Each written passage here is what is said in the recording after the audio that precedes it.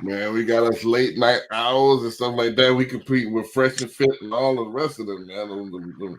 The prime time boys, man. So, Hey, competition is good. You know what I'm saying? So we ain't worried about that. we compete with the juggernauts in this right here. But man, let's go ahead and get it because like I said, the grades is real, so I ain't gonna be up all night. All right, so all right, let's go get it. My name is Brandon B. Dixon, NMLS 1541210 at Being That Loan Officer on all social media. Go to the YouTube at Being That Loan Officer as well. Like, subscribe, tell a friend to tell a friend. Go to my website, www.applywithb.com if you want to get a mortgage or book me for a consultation. You call me 832-775-8357. Call me 24/7. Also, don't forget the Cash App is the power of ownership. We're taking all donations. I mean, if you taking that as well, you forgot to put that in there. We're gonna add it to our commercial. Yeah, www.brandonbdixon.com. You're gonna book me for a listing or you want to lease something, hit me on that. Last but not least, COCinvestmentclub.com if you want to mitigate your risk and you want to get into the fix and flip game.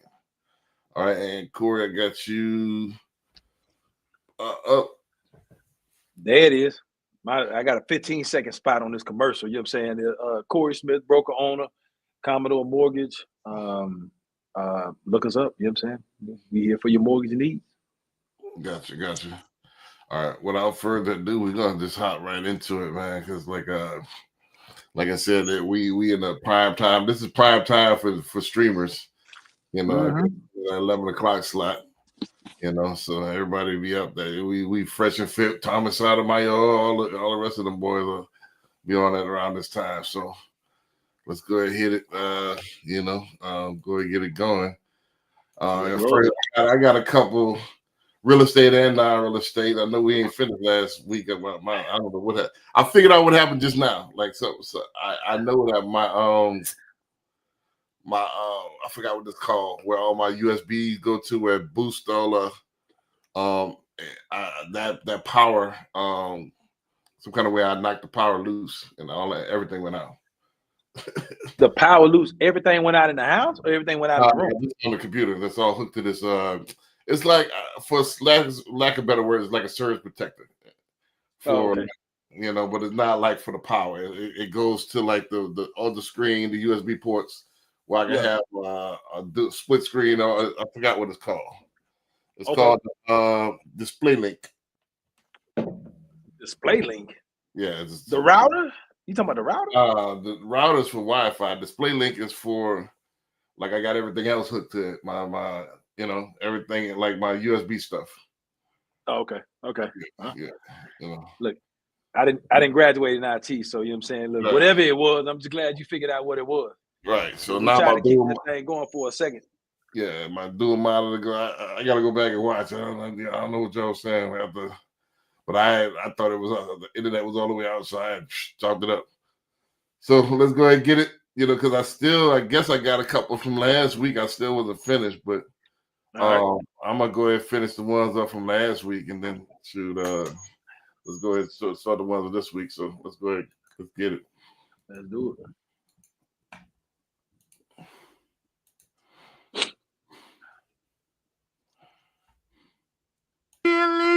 There will be no more boots on the ground fans. That shit is dead. And I'm tired of that damn song anyway. For all my people that like to get high and smoke that Mary Jane, this new generation has no class. They'll roll up a blunt right in front of Jesus, blowing smoke right in the captain's face. Just because your favorite cologne is Kush don't mean everybody want to smell like that. Diabolical. See, there's a difference between black people and niggas. There's black people good, then there's niggas bad. You can't take niggas nowhere. What are you doing fighting on the cruise? You got ops on the cruise, nigga? No more Bluetooth speakers of your own, no more hip-hop. And it's sad because black people, white people, Hispanic people, all people like to swag surf. Look at all that diversity, all that love, that unity and community. But niggas had to mess it up. The shame. The problem is you put too many niggas around each other, bad shit has to happen. I don't know about y'all, but this is too many niggas for me. And mix it up, because y'all don't know where they might be taking y'all asses. Y'all remember what happened 400 years ago? Why do I feel like they about to lock this whole boat up?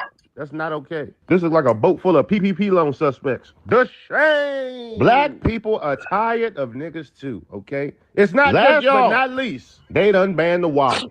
Dan said everybody can enjoy. I'm not gonna lie, I'm surprised that they done dealt with our foolishness this long. And what are you doing, sir? The shame. Help, it looked like niggas messed it up. Yeah, I mean, I put it in because this is going viral, man. Like with the band, I got a follow-up video too for this as well. But the band is like is one of the big things that's going viral right now. You know, they banned a lot of stuff from these Carnival cruises. About time, you know. But I wouldn't go on a Carnival cruise, you know. So, but what's your thoughts on that? I'm trying to find the follow-up video. I got a follow-up video too. I don't understand, you know what I'm saying? Like from the fighting standpoint, the fighting to me has nothing to do with the boots on the ground song, unless I misunderstand, you know what I'm saying? But because it looked like they was fighting in the eating area, but not on the deck. So I did hear about this situation, you know what I'm saying? And I really don't care, you know what I'm saying? I mean, I think, you know what I'm saying, when you're at a cruise or you have a business, you try to cater to what your crowd is. And I think they just trying to cater to what their crowd is. No problems with that, but I'm not going to be on that boat anyway, so it don't matter to me. Right. I mean, I've never taken a cruise, so I would know too much about it. I mean, I figured it was like, if it was $600, you got it. You know, just like with those free seminars, you're going to have a bunch of riffraff on there. You know, price point. Depends on what line you have. So now, you know what I'm saying, just like anything else, your price point is going to dictate the crowd that's going to be around you. So, right. But you got to go on a cruise, B. I don't know what you waiting on, man. You got to hit a cruise before you I've heard so many bad things about cruises, so I wouldn't. Oh God, I wouldn't go on a cruise. Like you trapped in that, and then if one person gets sick, you trapped in that petri dish. Yeah, so, you focus on it. You focus on the negative. What about all the positive stuff, man? What's the positive? All the positive. Oh, the positive is all you can eat. That's the positive. You know what I'm saying? You ain't got to pay for that, and they got all different types of food from all different types of walk of life. Well, the buffet is going to be good. Like I said, it's like Vegas. The buffet is good. No, the buffet is going to be off the chain. I'm telling you, it's going to be off the chain. Whatever you want. You want Italian, you want Mexican, you want regular burgers, hamburgers, and fries. Whatever you want on there, it's going to be on there. And then, you know what I'm saying, you just go get it. It's a buffet. It's a breakfast buffet. It's a lunch buffet. And it's a dinner buffet. All right. I can eat those how you go. What else?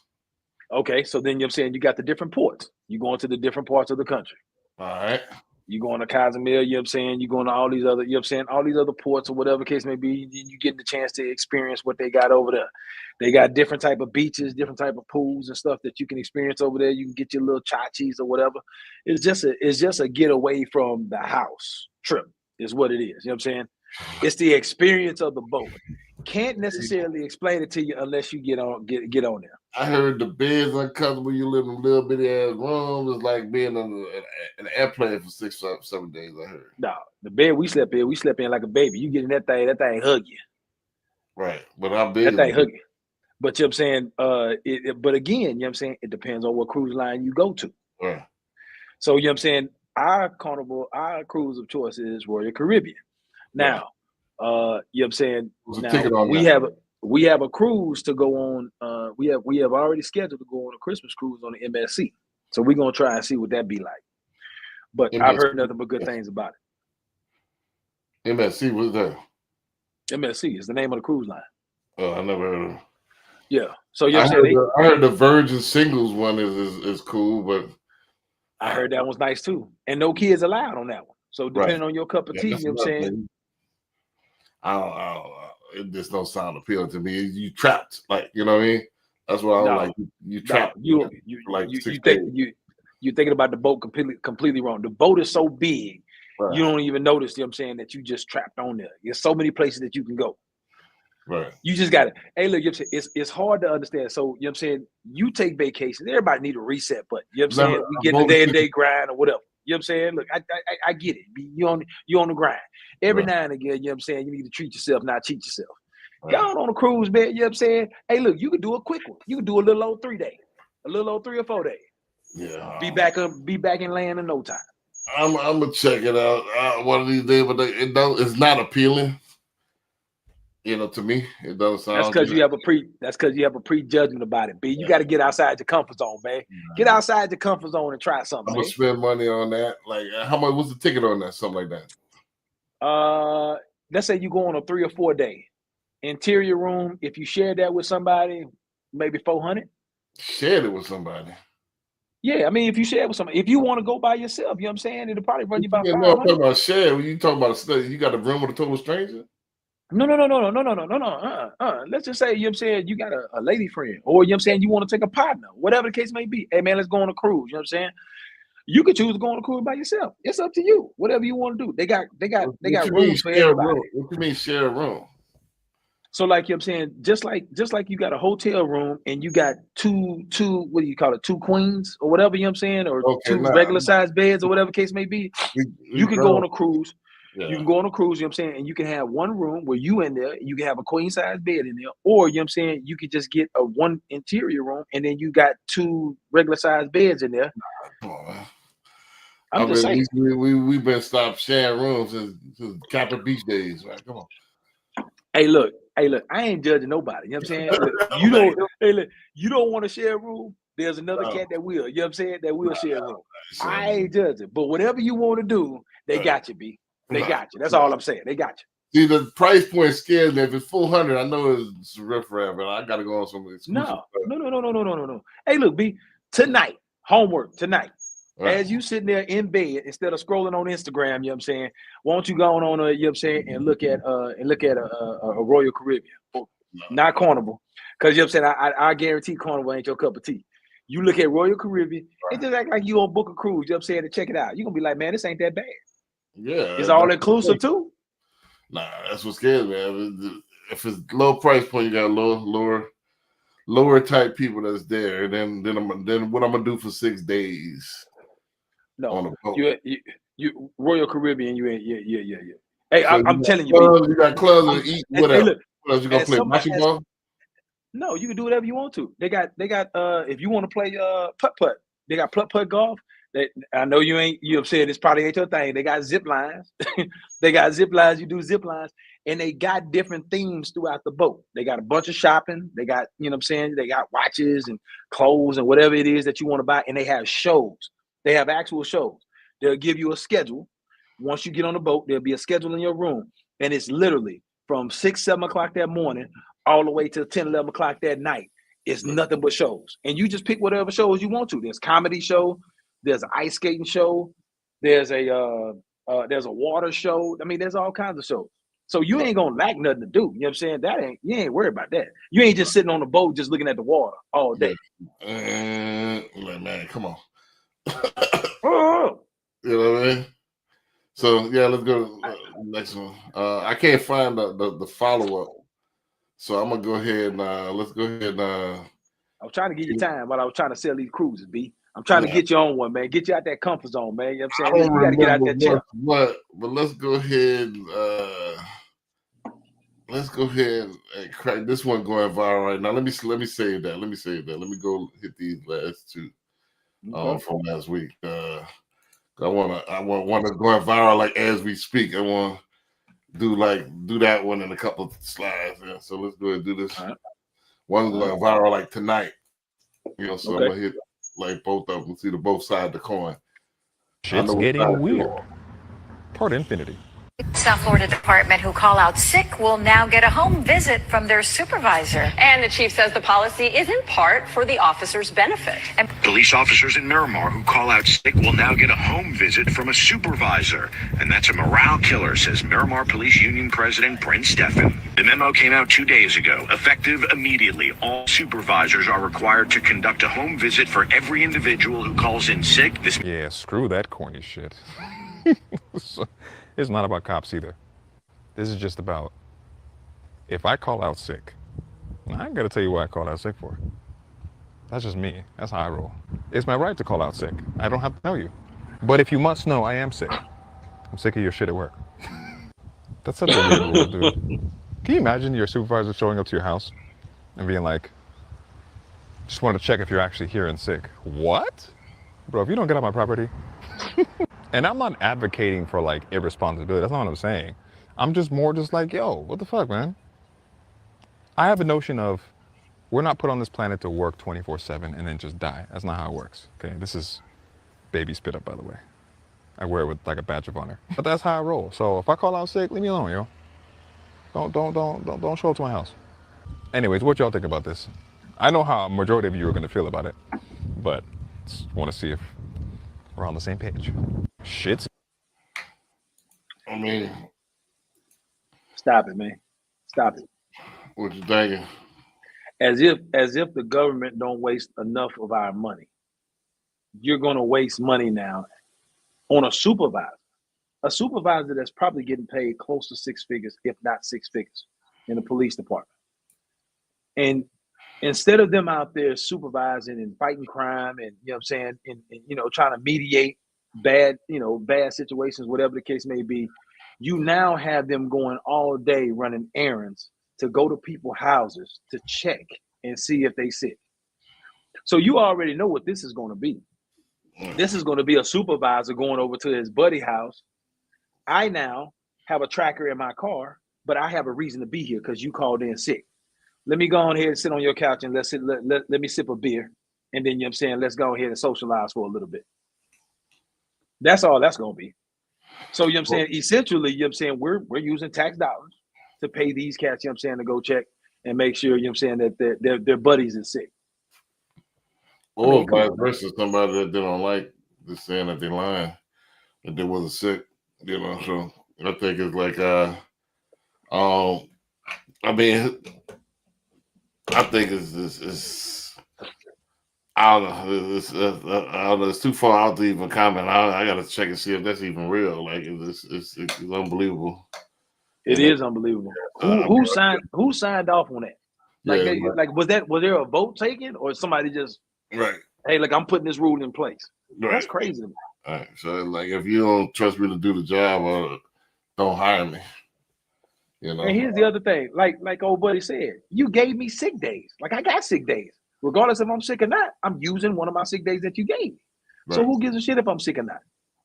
Right.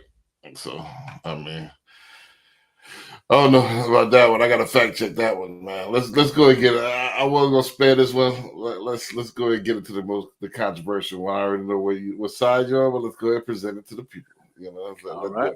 You know, and then I got the flip side of that.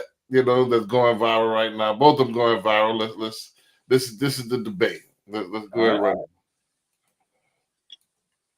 it. You know. Worst financial decision y'all ever made? Marriage. Oh.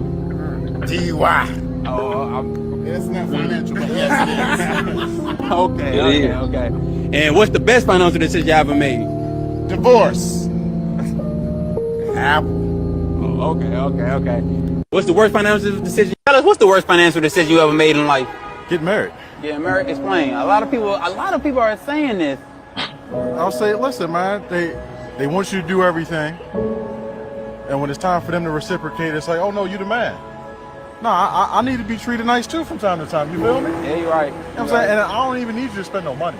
I just need you to treat me the way I treat you. Be there for me. You know what I'm saying? Reciprocate. Right. You know what I'm saying? You want me to shovel the snow when I come inside? Yo, make sure it's a warm plate for me to eat. Hey. What J. Cole said, you want someone that's gonna come over and dig you out? Hey. All right, cool. I want to eat after I'm done digging you out. You that wrong. Come on, wrong. Tell us, what's the worst financial decision you ever made? Please tell us the worst financial decision you ever made in life. Getting married. Oh, getting married. Can you explain, go a little deeper? Why would you say getting married? Oh, you know what? Not getting married, but getting married to the wrong person. Yeah. Okay. A lot of wasting money, would you say? Yeah. Okay. Taking on a lot.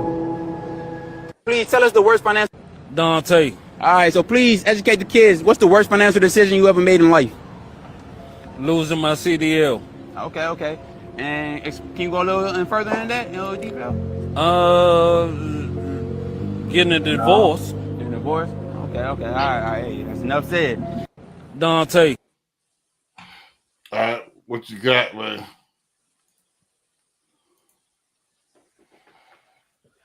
You know, as part A of the viral, I'm a part B to kind of throw some cards your way, but let's go ahead. So Let's so go ahead.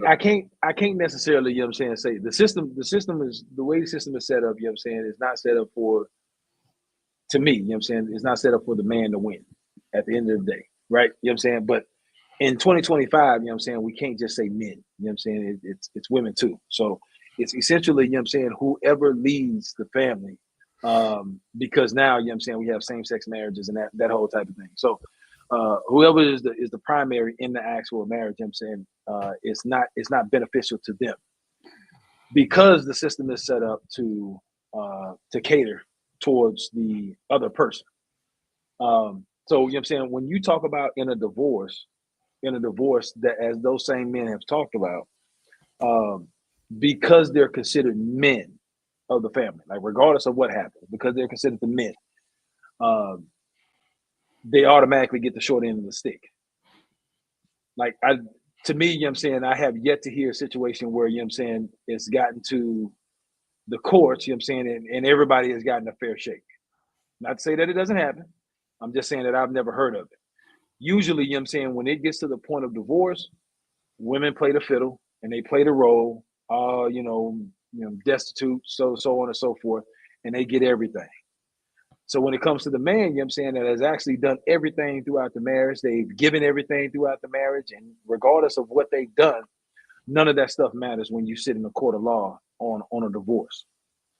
So long story short, you know what I'm saying, I completely understand what they're saying. And to a degree, you know what I'm saying, old boy has a point. When you get married to the wrong one, oh yeah, you're gonna feel it. But if you get married to the right one, then it's a completely different story. But that's the thing, is 2025, is there a right one? Or is it so far in between that it's a statistical anomaly, that you might find a right one, because now as divorce went from like 50 10 years ago, now it's in the upper 60s. And then I would say in the next 5 years, it's gonna be like 75%, 3 out of 4 in the divorce, so it's trending that way. I think Western society has rewarded the breakup of the home. So there's no backlash anymore. Back before in the 50s, first of all, it was harder. Since Reagan put out the no fault divorce, you used to have a reason before Ronald Reagan came in. Then he put the no fault divorce in, and then you could, I don't like your shirt today.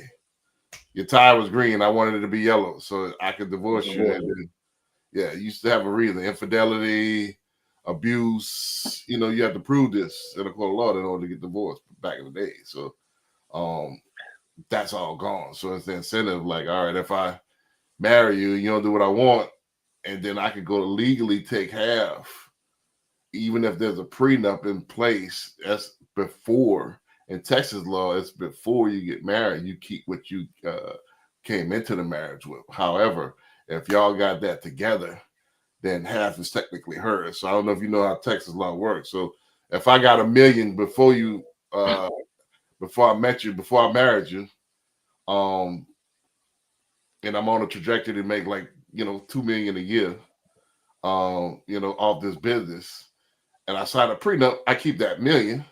However, if I divorce you after 5 years, or we get divorced after 5 years, and I made $10 million, even though it's all that business, I owe you $5 million.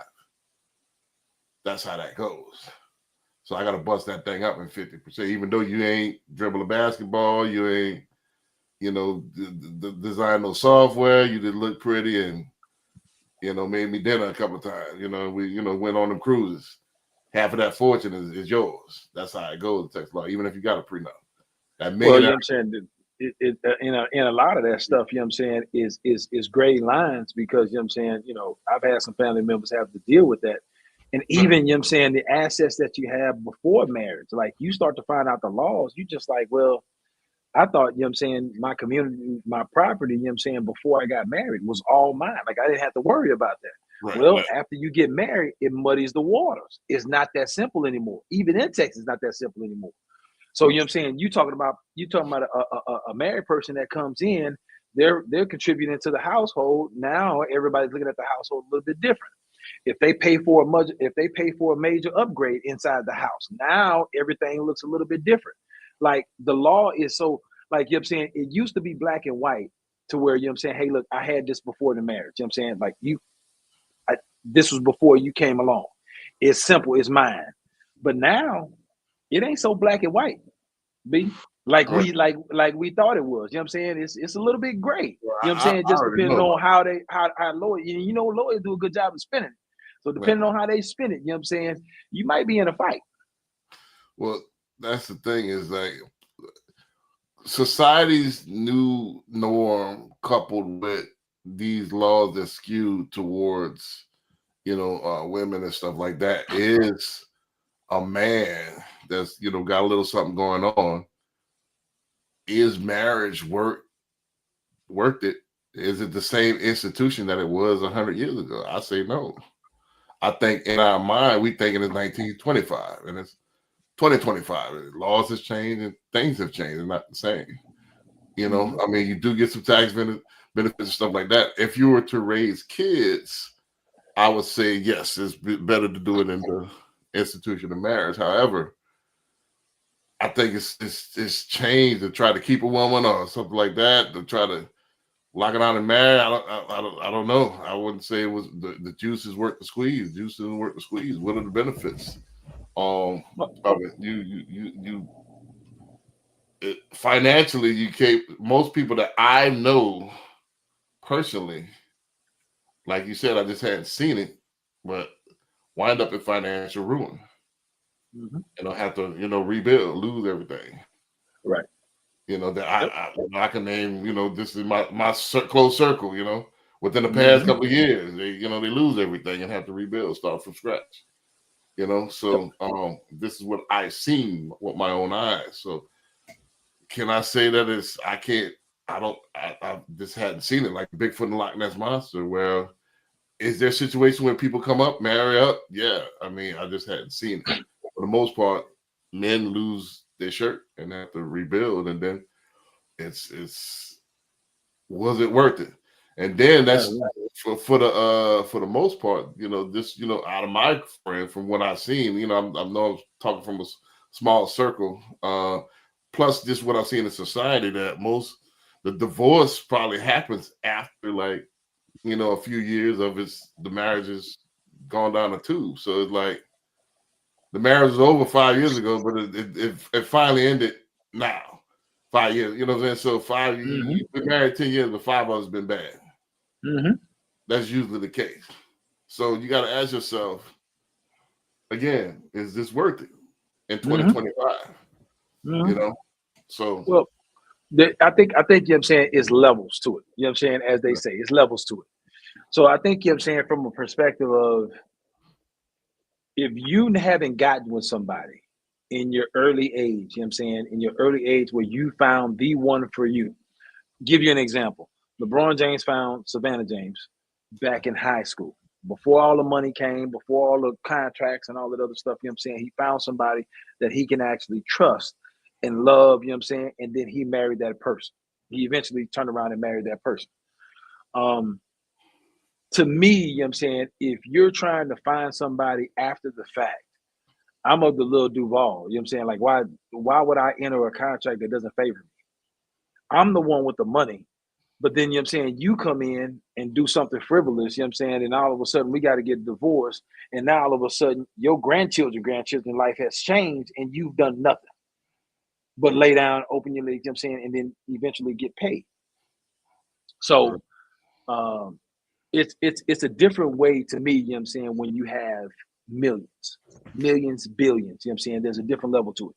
Even as a prenup, I don't think a prenup actually protects you. When you talk about the situation with Janet Jackson and her billionaire boyfriend, you know what I'm saying, her billionaire husband, you know what I'm saying, she got broke off like no other. I forget what it was. She $500 million, whatever it was that she got. She got an astronomical amount of money. And she married him as a billionaire. So I know they had a prenup, but yet she still got broke off. Right. So even as a contract, she had to stay married 5 years, you know, and she filed divorce like 5 years in one day. Exactly. So you know what I'm saying? So it's the come up for somebody, you know what I'm saying? Because they just gonna play the game. Like, look, man, you know what I'm saying? I'm done with this. They probably know month 1, month 2, this ain't gonna work. But all I gotta do is stick in here 5 years. All I gotta do is hang in here 5 years. You know what I'm saying? So it's the whole situation, you know what I'm saying, where somebody can actually come up. It's just like a slip and fall at Walmart. Somebody figured that's an opportunity for them to come up and change their life. You know what I'm saying? So to me, you know what I'm saying, to each his own. If you haven't found that person that you want to marry and you hadn't found that person early before the money has come, to me, we could be life partners. It's no way. There's no way to sign up, you know what I'm saying, and actually be able to 100% trust that person, even with a prenup. Not in today's, because, you know what I'm saying, there's so many arguments. And I don't care, you know what I'm saying, if you're a man or woman, but if you're a person of wealth and then you're marrying somebody that's not as well off, Halle Berry's not marrying Brad Pitt or something like that, you know what I'm saying, where we're both equally yoked, and then, you know what I'm saying, we can come to some kind of common ground. Like, if it's not a situation like that, it's no way. Right. But you know what I'm saying, some people have to learn the hard way. You know what I'm saying? Oh, this person is great. This is the person that I love, whatever case may be, and they go do that. But to get back to what I was saying, when you're talking about the levels to this thing, you know what I'm saying? When you're in a smaller tax bracket, you're not millionaires, you don't have all this money, whatever. You may be doing well for yourself, but you're maybe not a millionaire. I think, to me, the integrity and the characteristics to which we find a partner and marry that partner has drastically gotten shallower over the years. So then now, you know what I'm saying, when we marry somebody, we marry them because they can shake their ass real good. Or we marry them because they wear these tight outfits, you know what I'm saying, that actually turns us on, but they're rotten to the core when you actually talk to them from a personality standpoint. We're not worried about that. Like, we're only worried about the outside of it, where I can deal with everything else, you know what I'm saying? I can live with that. So a lot of marriages are actually, developed on quicksand, not a solid foundation. So they doomed to begin with. Well, and I think that's where you got a lot of divorces in the younger tax bracket. Well, if you don't know better, you're not gonna do better. Like, so people don't really think, about there's not family planning, in our culture, especially like other cultures, like Asians, Southeast Asians, a lot of other cultures, Arab culture, there's planning, there's planning, there's genetic planning, there's family planning, and we go on like swag and, oh, he was cute this day, oh, convenience. This is my baby mom. I got 2, 3 kids. Well, I'm like, all right, let me go ahead. It's a different culture. Our cultures kind of not planned. It's kind of rando. And if it's rando, you get rando, you get rando results, play stupid game, get stupid prizes. You get, what do you expect the results to be? Right. So if it's not planned out, also we don't know what to look for. So what are we looking for? Like you said, you're looking for the cutest, or because she makes you, something. Your pants grow, or does she, is she something that you can't live without? That's beneficial to your life, makes herself useful. Something that's temporary, like makes your friends eyes get big or something like that, so you can brag a little bit. So that's we bad for the wrong people, for the wrong thing. Absolutely. So I mean, back in the days, before I play this next clip, back in the days, also the women had a different. It was a thing that was the number one thing, is to get a man. Even in my mama generation, it was like, if you ain't had a man, you wasn't nothing. Yeah. So that nowadays that's gone. Like, a man. I don't need a man. I'm a boss. Right. So it was a different bad, energy. Yeah, it was a bad, and that's really the thing of being a woman, is to get a man and keep a man. That's the difference. Like, our thing is to, actually get a woman. Theirs is to keep a man. Because they can have any man they want, pretty much. Ain't too many men to turn down, but it's to keep one. Right. Keep one around. That's keeping the family together. That's real womanhood. Well, see, here's the thing, you know what I'm saying, is where you got to have that dynamic where you have two opposites, right? You know what I'm saying? Like, there's never going to be a marriage that works. I don't give a damn woman, man, woman, whatever the case may be. There's never going to be a marriage that works where you have two alphas in the actual relationship. Like there has to be an alpha and there has to be somebody else. And that's not to say, they have to be very submissive or whatever the case may be. But two people you can't have two chefs in the kitchen trying to cook. You know what I'm saying? Like there has to be a person that leads, and then there has to be a person that allows them to lead. And I think the problem that we run into is that, you have a person that wants to lead, a man that wants to lead. And granted, he wants to lead if he's a great leader or not. You know what I'm saying? If you have a woman that's not willing to allow him to lead, not willing to allow him to make the decisions, not willing to allow him to be the leader of the household, that's when you run into the problems. Gotcha. Like everything else is kind of a sub aspect of that. But what it boils down to that, that's exactly what it is. Where you expect a man to go home, go out, work, bring in all the bread and everything, and then like you sit at home and you do nothing. Like you don't even cook a hot meal, you won't even bring him a meal. Like, but then you want to tell him what to do. Like you want to be the alpha in a relationship, then you're on rocky ground. That's not going to work. Gotcha. And I think that's where you find a whole bunch of relationships at, that's where they end up going wrong. Because now where you have the female boss, which there's nothing wrong with being a boss, but everybody has to understand their role. When I walk through them doors, either I'm the leader as the woman, or my man's the leader. And if my man's the leader, then I need to allow him to lead. Gotcha. I think that's a whole nother can of worms that I have to go on another time. But let's go ahead. This is the other one that's been going viral tonight. So let's go ahead and rock this one. This is probably new to you. I know you ain't seen this one. This just came out tonight. I had to add this. Only thing Gucci got to do is shower. He don't got to do nothing else. I do everything for that man, but not because I have to do it. I want to. I enjoy taking care of him. I enjoy him just being happy, going to the studio and doing music. I don't want him to worry about the bills, worry about what he got to eat, worry about nothing. That man, all he got to do is bathe child and go do his shows and go to the studio. That is it. The wife takes care of everything else, and I love doing it. And if I don't do it, I would be miserable. Why do you think you'd be miserable? Because I want to take care of my man. I don't want nobody else to do it. I want you to pay so-and-so to do this. A chef, I cook for him. I buy his clothes. I do everything. And I want to keep the money at home. Baby! I want to keep the money in the bank. Yes. I invest. I do great investments. So it's like, the thing is, when you have a man, you want that man to need you, not want you. And Gucci needs me. He can't function without me. And that's what you want in a relationship. Man, does that not just play into what the hell I just said? Like, right. That's a beautiful thing. That's a marriage that's gonna last a long damn time, or forever.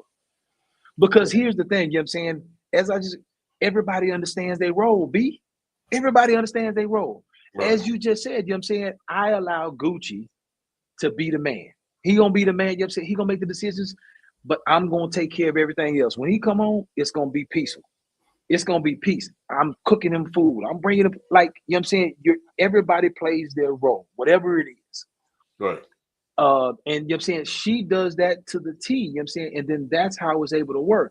If she was there, she was just like, man, I just got to get my nails done. Like, Gucci got bills, he takes care of everything. I'm not worried about anything. I just go get my nails done, hang out with my girls. Then eventually, he gonna see you as valueless. Like, you're just leeching right now. You're not doing anything to add to the household. So then, therefore, if I start having those thoughts leaking to my head, it ain't too much longer before we're doomed. Right. So it's a beautiful thing, that it's a beautiful thing, and it you couldn't have played that clip any perfect than that, because that just goes to prove what I say. It's the exact same thing that I heard in an interview between Cam Newton's girl that he has, not his wife, but his girl that he has now. She's gotten on an interview and she's actually said the exact same thing. Like, he's the king, you know what I'm saying? Like I find pleasure in making sure that he's good. You know what I'm saying? That type of thing. You got the other basketball player that just got married to his girl. You know what I'm saying? She says the exact same thing. Like those are the things that you're actually looking to be valuable. It's got this notion now where, you know what I'm saying, women just want to kind of, hey, look, I just want to hook a baller. I don't want to add any value to their life. I just want to suck up as much money as I can. I just want to walk around with the Louis Vuitton bags and all this other stuff, but there's nothing else that they're adding to the relationship. Right. So, you know what I'm saying? In this situation right here, in this interview right here, you know what I'm saying? I think they need to take notes. And then the last thing I say, and I heed the flow to you, V, is that I think in a situation where so many weak-minded women allow other women to tell them how they should act or what they should do in a situation that they're not in. I think, you know what I'm saying, anytime a woman is strong enough to get on a platform as Carlos King and have that interview and outright say, this is what I do, this is what I find pleasure in, and can't nobody tell me any different, I think that's a strong woman that you need, because that's not the woman that's going to have a friend that sways her to go against you or look at you side-eye. Like, that's the strong woman that you need in your household. You know what I'm saying? Like, I ain't got to worry about nobody else changing your mind or making you feel a certain kind of way because of what you do for me. You know what I'm saying? Like, I want a strong woman, not a alpha woman, but I want a strong woman that's not going to be influenced by outsiders. Right. I mean, that's what I meant by people don't know what to look for. They're looking at the looks and not looking at the value. And you gotta, and I told my daughter this, you gotta like those who like you. First of all, I think us as men too, we chase, the wrong female. You're looking at the exterior, and she's not doing the damn thing for you. And as soon as you slip, you're gone, and then wonder what happened to you. You know, 'cause she really wasn't for you. If she ain't about you, that's a wrap. As soon as you slip, it's all about what you could do for it at that point. Correct. So if first of all, that's kind of old school, but it's necessary now. That's how women used to be, as far as that's what they find pleasure in, for the propping the man up. Propping that man up. There only can be one star, and the rest are co-stars. Right. It just is what it is, and everybody can't be the main character. Yeah. So, and that's why they used to call it Mrs. Brandon Dixon. This new age stuff is, I want to be Jones Jackson and all this stuff here with the hyphenated name. Right. Right. I want to let my name live on. Yeah, like you concede your name when I take you on as a wife. Now you're part of my family, and it's the family we create together. Correct. And it's the dad's legacy. You know what I'm saying? So, but again, that sounds too much like right. I don't know what's going on now, but the proof is in the pudding. You can't. The data don't lie. All right, it flip flop. Like, we were 70-something% married. Now we 24% married, and out that 24%, almost 70% in divorce. So the numbers don't lie.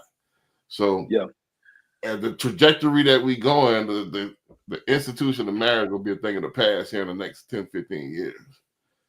So yeah, I think marriage will always be around. You know what I'm saying? And yeah, then, listen to what I'm saying. Meaning a thing of the past, meaning that it's old school, it's out of date, it's not fashionable anymore. So it's gonna be a bunch of single people. There's always gonna be people that's doing it. Just like there's people doing the jitterbug right now. It's not extinct. Yeah, but yeah. At the same thing, it's not the popular thing to do. I think, you know what I'm saying, it's going to always be popular, and here's why. Because, you know what I'm saying, the principle of being in a marriage has changed, but the principle of being married has never changed. Well, I think, you know what I'm saying, as long as you have a female, you know what I'm saying, that's a female that's in the marriage, you know what I'm saying, she's going to always want to have that ring, because that's just what it's been bred in her since she was a young girl. You know what I'm saying? But you know what I'm saying, it just is. The commitment is one thing. The marriage, I think, the marriage as we know it. Let's take commitment out of marriage. I think live-in boyfriends and live-in girlfriends, all that shit. That's always gonna be there. Even with that, you know what I'm saying? I think there's still pressure there to eventually get married. Because if you think about it, B, you know what I'm saying, when you hear about couples, you know what I'm saying, that's been together for 8-9 years, you know what I'm saying, and society looks at them like, damn, y'all ain't got married. Like, what y'all waiting on? You know what I'm saying? I think it's gonna change. I think it's gonna change as far as like I think it's coming in the next, few years down the pike where it's already changing. There's already less marriages, people having less kids. That's statistics. You can look this up. So I think it's gonna be trending even more and more. I think how we define it is gonna change. One, the in front of pastor and all this stuff, all that's gonna be gone. I think that, hey, we together is a commitment, a life partner, this Will and Jada kind of thing is gonna be more predominant than actual signing. When I mean marriage, I mean signing legal documents. Actual contract. Right. Yeah. So I think it's already changed though. Yeah, so that's what I mean by that. I don't mean like it's gonna be people stop hooking up and stop living together. Now I'm talking about legally how we doing it right now is gonna be kind of a minority. People gonna be all right. We live together. This is my wife. Cause think about it, men are not doing it no more. It's not no benefit to do it legally. Hey, we leave a little divorce in that. Yeah, that's my wife in front of God. I ain't doing no contract or nothing like that. Correct. She gonna be my life partner forever. If not, you know what I'm saying, she can move on. You know what I'm saying? But it's already in agreement, which I 100% understand. But Lil Duval is in a different tax bracket. Yeah, but most people, men are wigging up like, all right, why would I have to do it government wise? And we just, hey, we're gonna be together. If we committed, let's have a party or whatever in front of our family friends and say we committed. We don't need to sign that little piece of paper. I don't know. I hadn't necessarily heard, you know what I'm saying, as many commitment parties, you know what I'm saying, as I've actually heard marriages. Now, when you talk about the idea of marriages, those have changed because now you used to have to go to, you used to want to, not have to, but you used to want to go to the church and be married in front of the pastor. But now they got this whole thing where, you know what I'm saying, I want my friend to be ordained. I want my friend to take this 5-hour class online to be licensed to ordain us. You know what I'm saying? I want my friend to marry us. You know what I'm saying? Like that type of situation is where I think marriage is going to change. I think marriages is still going to be marriages. Like women forever going to want to be married. They ain't just going to want to be shacking up because there's always going to be pressure from that older generation to be like, what are you doing? You know what I'm saying? Like you done got these kids. What are you doing? It's going to be what's going on right now. It's not the ones that's never getting married. So think about when we die off, Gen X die off, the boomers already died off. We that last generation. Now it's gonna be the millennials. The millennials even old school now. Y'all in the 40s. So think about this new generation X that come out that don't really believe in marriage. That's the old people. Ain't no pressure no more. I think it's always gonna be pressure. I don't think so. The pressure, it was just like it was a pressure to get married before you carry. That's kind of gone. That that's used to be a thing where you have to have a ring before you had a kid. That's gone. We talked about, you know what I'm saying, you're a product of your environment. You know what I'm saying? Right. Like, you just kind of breed the principles of your environment. And I don't think any mama is, you know what I'm saying, I don't think majority of the mamas out there, I ain't gonna say any mama, but I don't think majority of the mamas out there is okay with their daughters just kind of shacking up. I think it's always gonna be, it's gonna always be that seed in their head. Hey man, you know what I'm saying? When are y'all getting married? What are y'all doing? You know what I'm saying? It's gonna always be pressure pushed down. I'm telling you. I disagree. I just mentored a young cat. I disagree. I just mentored a young cat. He about to move in with his girlfriend's parents. Yes. Now that happens all the time. Yeah. But you know what I'm saying? That still doesn't take away from the pressure of the parents wanting to be married. We even said too, I told you, like when I was fresh out of college, I was like 20 years old. I graduated early. So I had a young chick, 18 years old. I used to go by her house all the time. I used to sleep. My mom used to let me sleep at the house. Mm-hmm. Mm-hmm. You know what I'm saying? So that happens all the time where the parents know. No, well, you know what I'm saying, but what I'm saying is that, you know what I'm saying, it doesn't take away from the fact that the parents want them to get married.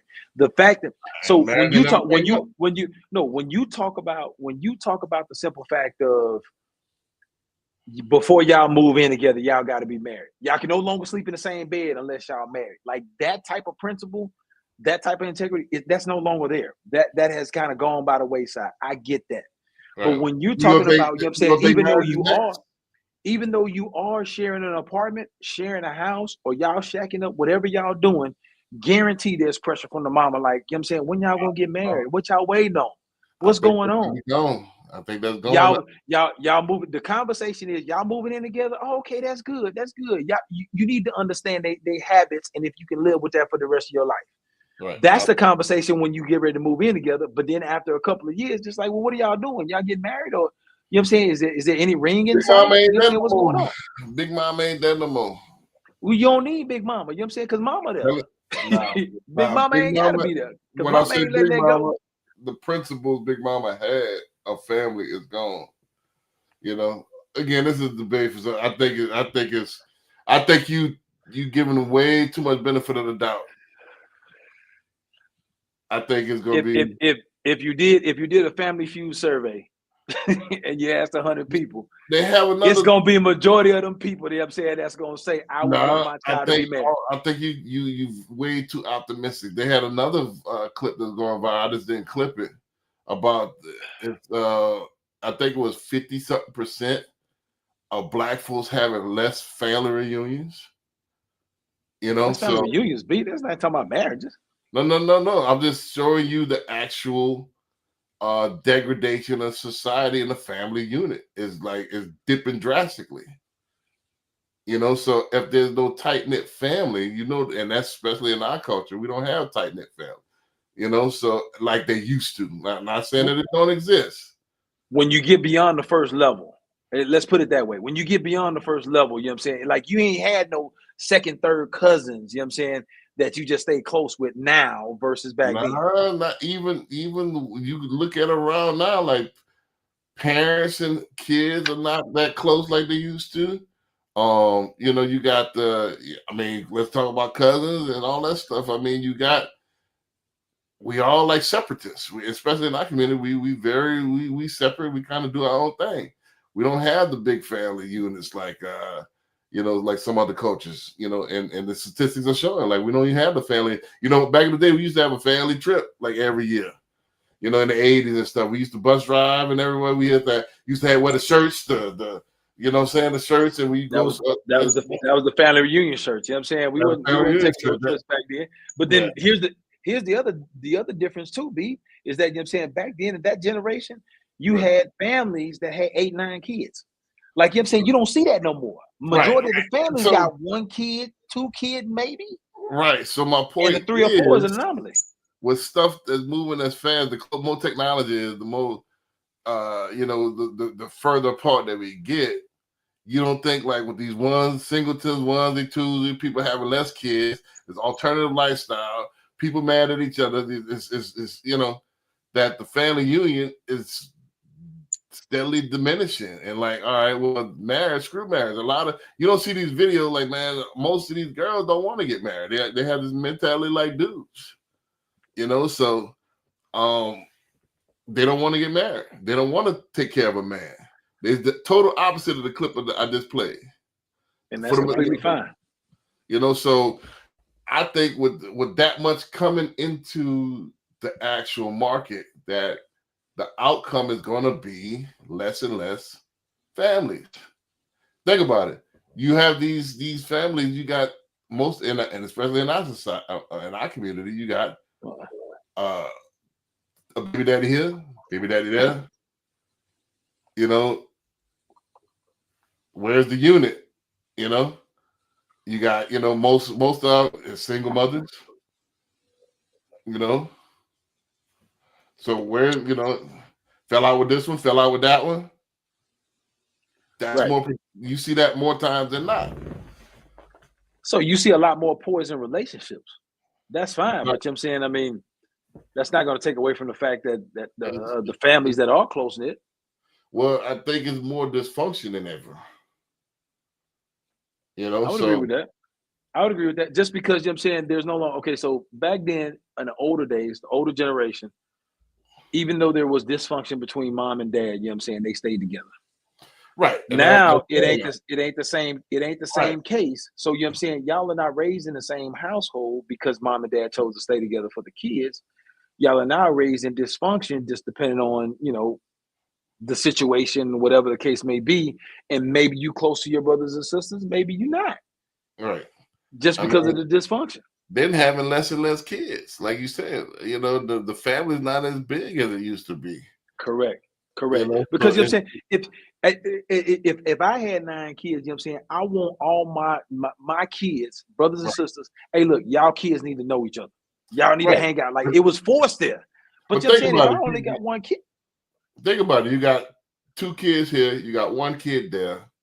You got another kid over there. Same thing with the moms. You got 1 kid. How is it going to all get together? You can't, and especially if you got a bad relationship with your baby moms. Like, how you gonna get them together? You got you and the grandmother can't stand each other. Right.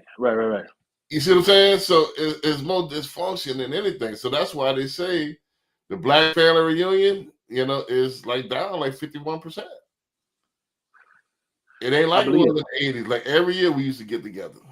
Every year. But I think, but you know what I'm saying, I don't really think, you know what I'm saying, it's just the fact that families ain't close knit. I just think, you know what I'm saying, the older generation was prideful about getting together and putting together on these family reunions so everybody could get to know each other. But I think as they start to die off and they want to pass the torch, the younger generations just get lazier and lazier, and nobody's willing to take on that torch. Well, nobody wants to take on that torch to go through what you have to go through in order to do a family reunion, because putting together a family reunion is not easy. Well, that, and I don't mess with this one. I don't mess with that one. I don't, you know. Correct. So you know what I'm saying? I don't want to deal with, I don't want to call them and invite them. You know, it's just a whole thing. You know what I'm saying? Right. So that's why it's down. So it's not that far-fetched to say, all right, based on the current trend, that marriage, this might be something in the past. Like, you know, the family's dwindling. We watching it right before our eyes. I don't know about that one, B. What do you mean? The statistics showing. I'm gonna find this clip and I'm gonna clip it for you. Please. I gotta see these statistics. You know what I'm saying? Yeah, you keep talking about these statistics. You know what I'm saying? I ain't seen no statistics. Yeah, I said it to you. It was I didn't think to clip it because it wasn't really an interesting like video, but this it proves the point as far as and you could kind of see it. Like you used to have where's the shirts and the trips and stuff like that. I don't see that on Facebook. I see more solo trips. I'm in Dubai. Yes. I'm this. Yes. And I'm going with my immediate family. You know what I'm saying? Like it's no longer the you know what I'm saying? Like they don't do that anymore. You know what I'm saying? Because nobody wants to put in the work to do it. Clip what you just said this now. All right, stop right there. You said they don't do that anymore. Stop. Correct. Would it be that far-fetched to put that on marriage? They don't do that no more in the next 20 years. All right. I think you're overly optimistic. Let's go to the next one. I think I'm an optimistic person, but you know what I'm saying? I'm an optimistic person. It's hard for me to believe that, you know what I'm saying? Because when we're talking about family reunions, it's completely different. It's a completely different lane than talking about marriages, completely different lane. In the 80s, well, you a little bit younger than me. In the 80s, would you have fathomed? Would you ever fathom that a family reunion, how prominent it was in our culture, would be a thing of the past? Yes, 100%. How do you think that? You seen that coming in the 80s? Because in the 90s? Yes, because here's the thing. Maybe not the 80s, because you don't think about that type of stuff in the 80s. I had to be a little bit older to think about that. But when you think about everything that, you know what I'm saying, it goes to, when you talk about my grandma, man, we got to go to the family reunion. We got a board meeting. You know what I'm saying? We got to put a meeting together, figure out where we're going to have it. You know what I'm saying? What we going to fix. And then you think about, you know what I'm saying, everything my grandma, my parents and this stuff had to go through on the day of the family reunion. I'm just like, who they going to pass the torch to? I'm looking at my family and looking at my cousins and shit like, who you gonna pass when such and such pass away? You know what I'm saying? Who they gonna pass? It ain't nobody to pass the torch to. So if you ain't got nobody to pass the torch to, then you automatically know it's gonna die. They don't even know who second cousins and third cousins is. They don't even contact everybody. And then here's the thing, you know what I'm saying? I think as the generations start to trickle down, everybody becomes more and more selfish, right? You know what I'm saying? Because at this point, you know what I'm saying, like it's people start thinking there's no benefit for me to go through all this work to put together a family reunion, especially because I don't mess with such and such. I don't want to see them. Right. I ain't trying to put together, you know what I'm saying? I ain't trying to deal with them. Whatever the case may Everybody be. hating on you. So, you know what I'm saying? Here's the thing, is that when you talk about that, a family reunion, yes, I knew it was going to eventually come to an end or get a little bit more skeleton crew than what was there. And then, you know what I'm saying, now it's still going on just because, you know what I'm saying, there's still some older generation that want to put it on together. But once, if they pass away, you know what I'm saying, whenever it is that they pass away, there's nobody to pass the torch to. So that's eventually done. And you know that coming. You ain't gotta have a crystal ball to know that's coming. Well, I think I mean we'll agree to disagree. I think the same thing is gonna happen for marriage. I don't think it's gonna be where it's totally extinct. I think it's gonna be for a society norm, I think it's gonna be a thing in the past. I think people still gonna get married, especially in other cultures, because that's the institution. But I'm thinking when I talk about Western society. I'm talking about United States, Western Europe. I'm talking about Western culture. I think it's going to be kind of a thing in the past, and it's already been. You could study this as well. It's already getting that way in Europe. So what Europe does, we soon to follow. So Europe is kind of like that, where nobody really get married anymore. Yeah. So Google that. Take some. I think it's 20 years away from here. 2045, we're gonna be like, man, crazy. Like, what is, I think it's gonna be something similar to that. Well, we'll see. Hey, look, only time will tell. Everybody got a prediction, you know what I'm saying? Only time is gonna prove it wrong or prove it right. We're gonna see. All right, let's get the next one. All right.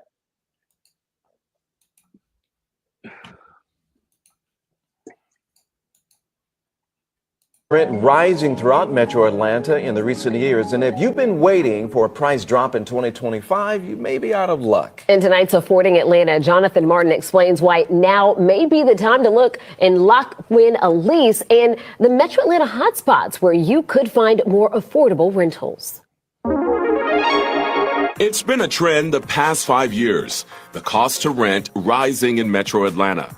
Oh, well, rent costs are definitely up. I knew I was going to pay more in rent here in the old Fourth Ward. We're all nurses, so we make a pretty decent living. It's too expensive. If you're not making 6 figures a year, it's pretty hard to find a place. A recent construction boom also created thousands of new apartment units in the metro and more competition, forcing many communities to offer big incentives like months of free rent to get tenants in the door.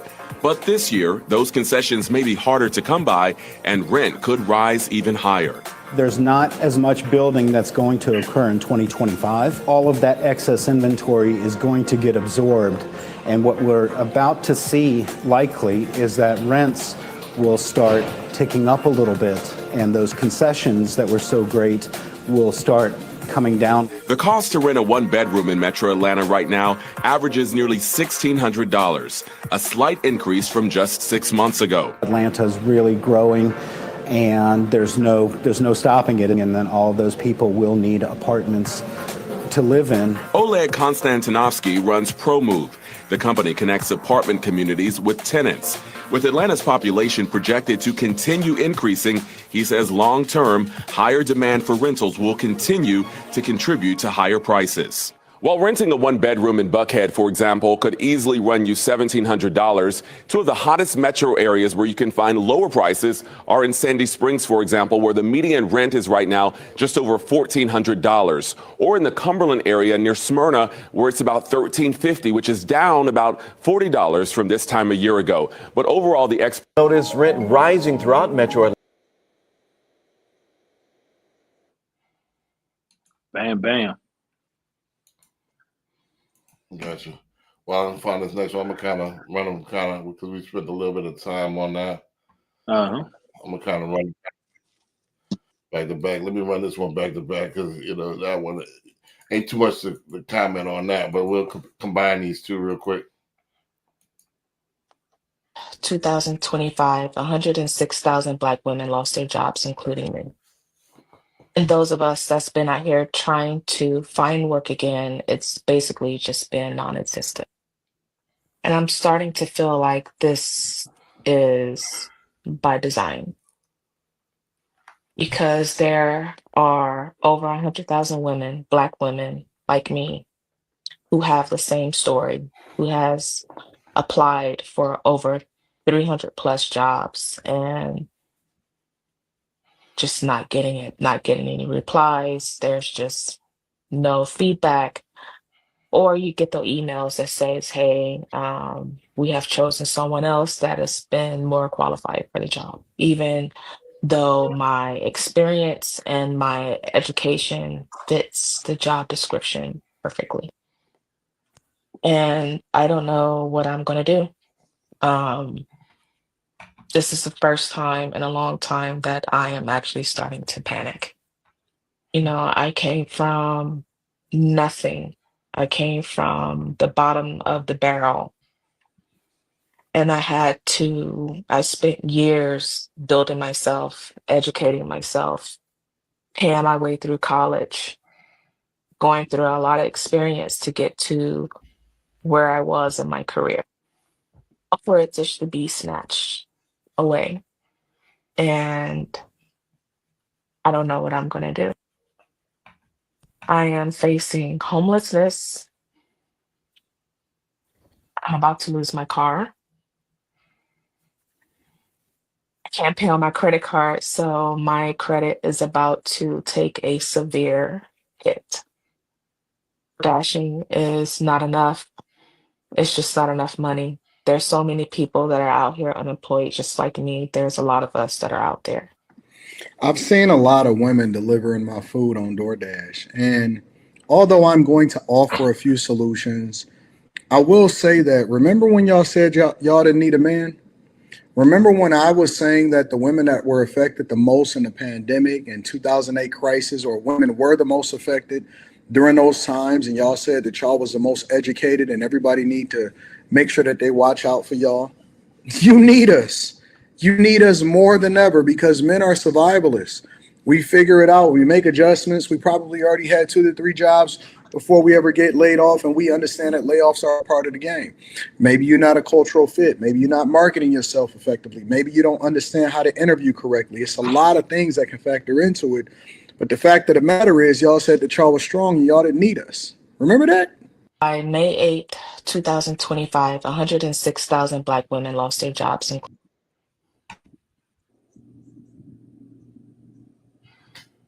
a lot to unpack on those 2 videos. Gotcha. Streamline it. Streamline it. All right. So when we talk about the first video, let's talk about the first video. The fact is, you know what I'm saying, I don't think rents will ever decline. They will ever go down. And the reason being is because as landlords, as owners of property, commercial, albeit commercial or residential, the expenses are never going down. Just because of all the hurricanes and all the money that has to be paid out through FEMA and these insurance companies and all this other stuff, insurance is going to continue to incline, and property taxes have proven to continue to incline. And when you have these higher expenses, it's just basic economics. It gets passed through to the end user. It just does. You know what I'm saying? And when you have these higher expenses, nobody goes into an investment willing to lose money just because, you know what I'm saying, they just have a good heart. It's just not the case. So when you have these higher expenses, you have to go up on rent. There's like no other choice. So the only way that you can get some kind of constant, a little bit of constant, which is not a drastic constant, but the only way you get a little bit of constant is get yourself in a position where you can actually purchase your own. But you know what I'm saying, that goes into this whole thing about, you know what I'm saying, you know, it doesn't make sense to own your own principal residence. You need to rent and all this other stuff. That just goes down a rabbit hole. But long story short, you know what I'm saying, rent will always continue to go up. So if you complain about it, if you want to do a video about it, whatever the case may be, it is not going to change what essentially is going to happen, and rent is going to always continue to go up because expenses are always continuing to continue to go up with landlords. So people just need to understand that, hey, look, now is the time for me to get my shit together and own my property.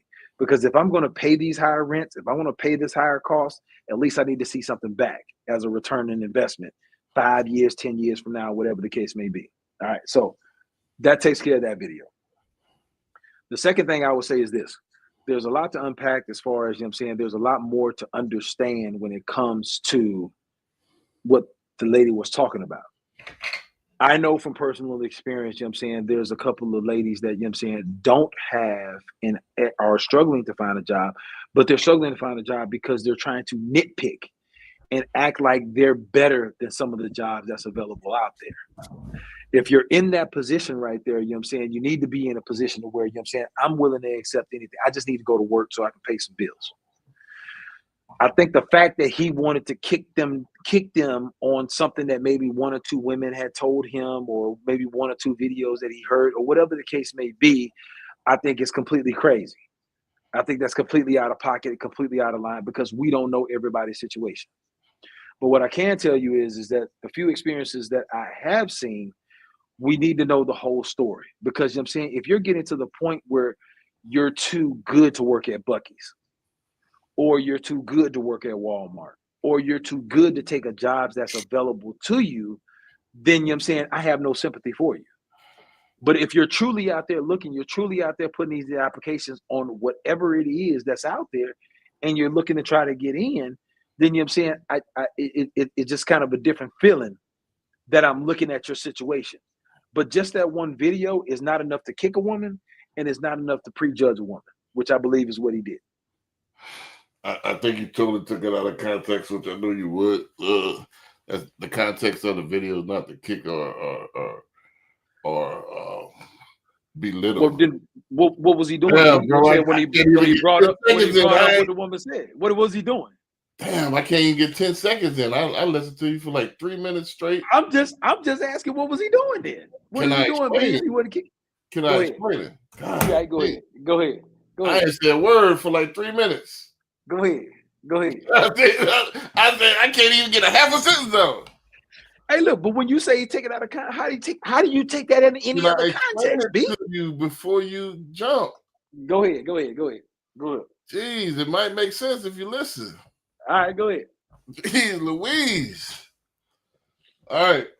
Again, like I was about to say, I think you took it out of context. When we're talking about he's playing that to say that during the pandemic, we kind of got a glimpse of that shock. And Kevin Sanders talked about that as well, about the shock that, hey, you might need that man. I know we painted this this society painted the mirage that, hey, you don't need a man in Western society, that everything is good. But in the shock of the hour, when things go south, they always resort to their nature, which is you need a man and to actually be the head of household and actually be the breadwinner. And as much as they paint it, as much as they think they don't, it's going to come a time, and society's showing us that the traditional roles are always going to be there, and it needs to be there. So that's what he was saying. Like, hey, y'all saying y'all didn't need us. All right. So now that the economy has turned, now y'all singing a different tune. Now y'all singing a sad song. And when we talking about one person, we're not just talking about one person. We're talking about majority. 51% in general, we're talking. We're not talking about a specific person. We're talking about in general. I used to hear this a lot. Pre-pandemic, I heard it. Pandemic, this is not that particular case per se. We're talking in general that I've heard we don't need a man. Pandemic changed a lot of tunes. They had this PPP stuff. Here's the I don't need a man again. And now it's the economy turned. Now it's a sad song. You know, I can't find a job. And stuff is high. Yeah, now that money's not flowing, all of a sudden you need us again. That was the point of the conversation. Is those particular, and it ties into what we were talking about before, about the shift in society where they're saying that they don't need marriage, that they can do it on their own. And when times of need, when stuff tighten up, they resort to biology. That's the point of the video, not trying to kick whoever. I don't know what you're talking about. As far as that, it's not personal. It's in general. I'm pretty sure he don't know that person. If you lost the game, B, and I say, man, you know what I'm saying, you was talking all that shit before the game, what you got to say now? What am I doing? That's you. You just said you. That's personal. But now that you're saying that wasn't personal, but he's taking something, as you said, out of context. All right, let's out use of context. That's let's exactly use, what he's saying. All right, go ahead. Let's use your same analogy. All right. So if I was to say, in general, people that usually talk a lot of shit, and then they start losing the game, and they don't talk the same, they don't have that same energy. Now it's not personal. I'm talking in general. Usually that happens. A lot of people, the loudest talkers are the ones that didn't do any preparation. They're overcompensating for lack of skills. In general, but when I say you, I'm isolating you. So it's a difference between talking in general and talking in at a specific person. You don't know that person to talk specifically at her. We're talking in general. These women said this. We hear it a lot. We heard it a lot. Now they're changing it too, and they're backtracking because things have got tightened up. We're talking in general. We're not talking specifically. We're not trying to kick her specifically because he don't know her. I don't know her specifically. But I'm hearing a lot of this by her and other sources, the same thing. We're hearing it from the news reporters that rent sky high. We heard it a couple of weeks ago. We were talking about that woman that's talking about the $800 phone bill. Everything's high. We've heard all these videos that now everybody's starting to struggle now that the economy's tight. All right, well, we'll keep that same energy where you didn't need anybody. That's what he's saying. Do you get it? Nope, because you know what I'm saying, at the end of the day, all he's trying to do is prove a point. All he's trying to do is say, okay, well, look, the point that I tried to make, here's an example, you know what I'm saying, and then let me hammer it home. So, you know what I'm saying, for all you females, sounds personal to me, you know what I'm saying, whatever females that he talked to, all you females, you know what I'm saying, that figure that y'all can do it on your own. Now, disregard the fact of all the females that have actually survived and have actually done it on their own. You have downgraded them to say you need a man. So the only way that you don't struggle, as if men don't struggle, is to have a man in your household, which is complete asinine, B. No, I think you contradicting all of what you just said earlier. See how it set you up? How was that? How was that contradictory? Can I explain it first? Go ahead. Yeah. So we just talked about the institution of marriage and how we survived off it for centuries, and how it's changing. The society is changing. That's how humans always have gotten along. That's how humans always have survived. Now all of a sudden it's changing because you got people that's rebellious. You got these females rebellious, it's feminism, stuff like that. I could do it on my own. Now we have dysfunction on top of dysfunction. I don't mess with this one. The family is eroding by that same attitude of I could do it on my own. And we've never done it like that.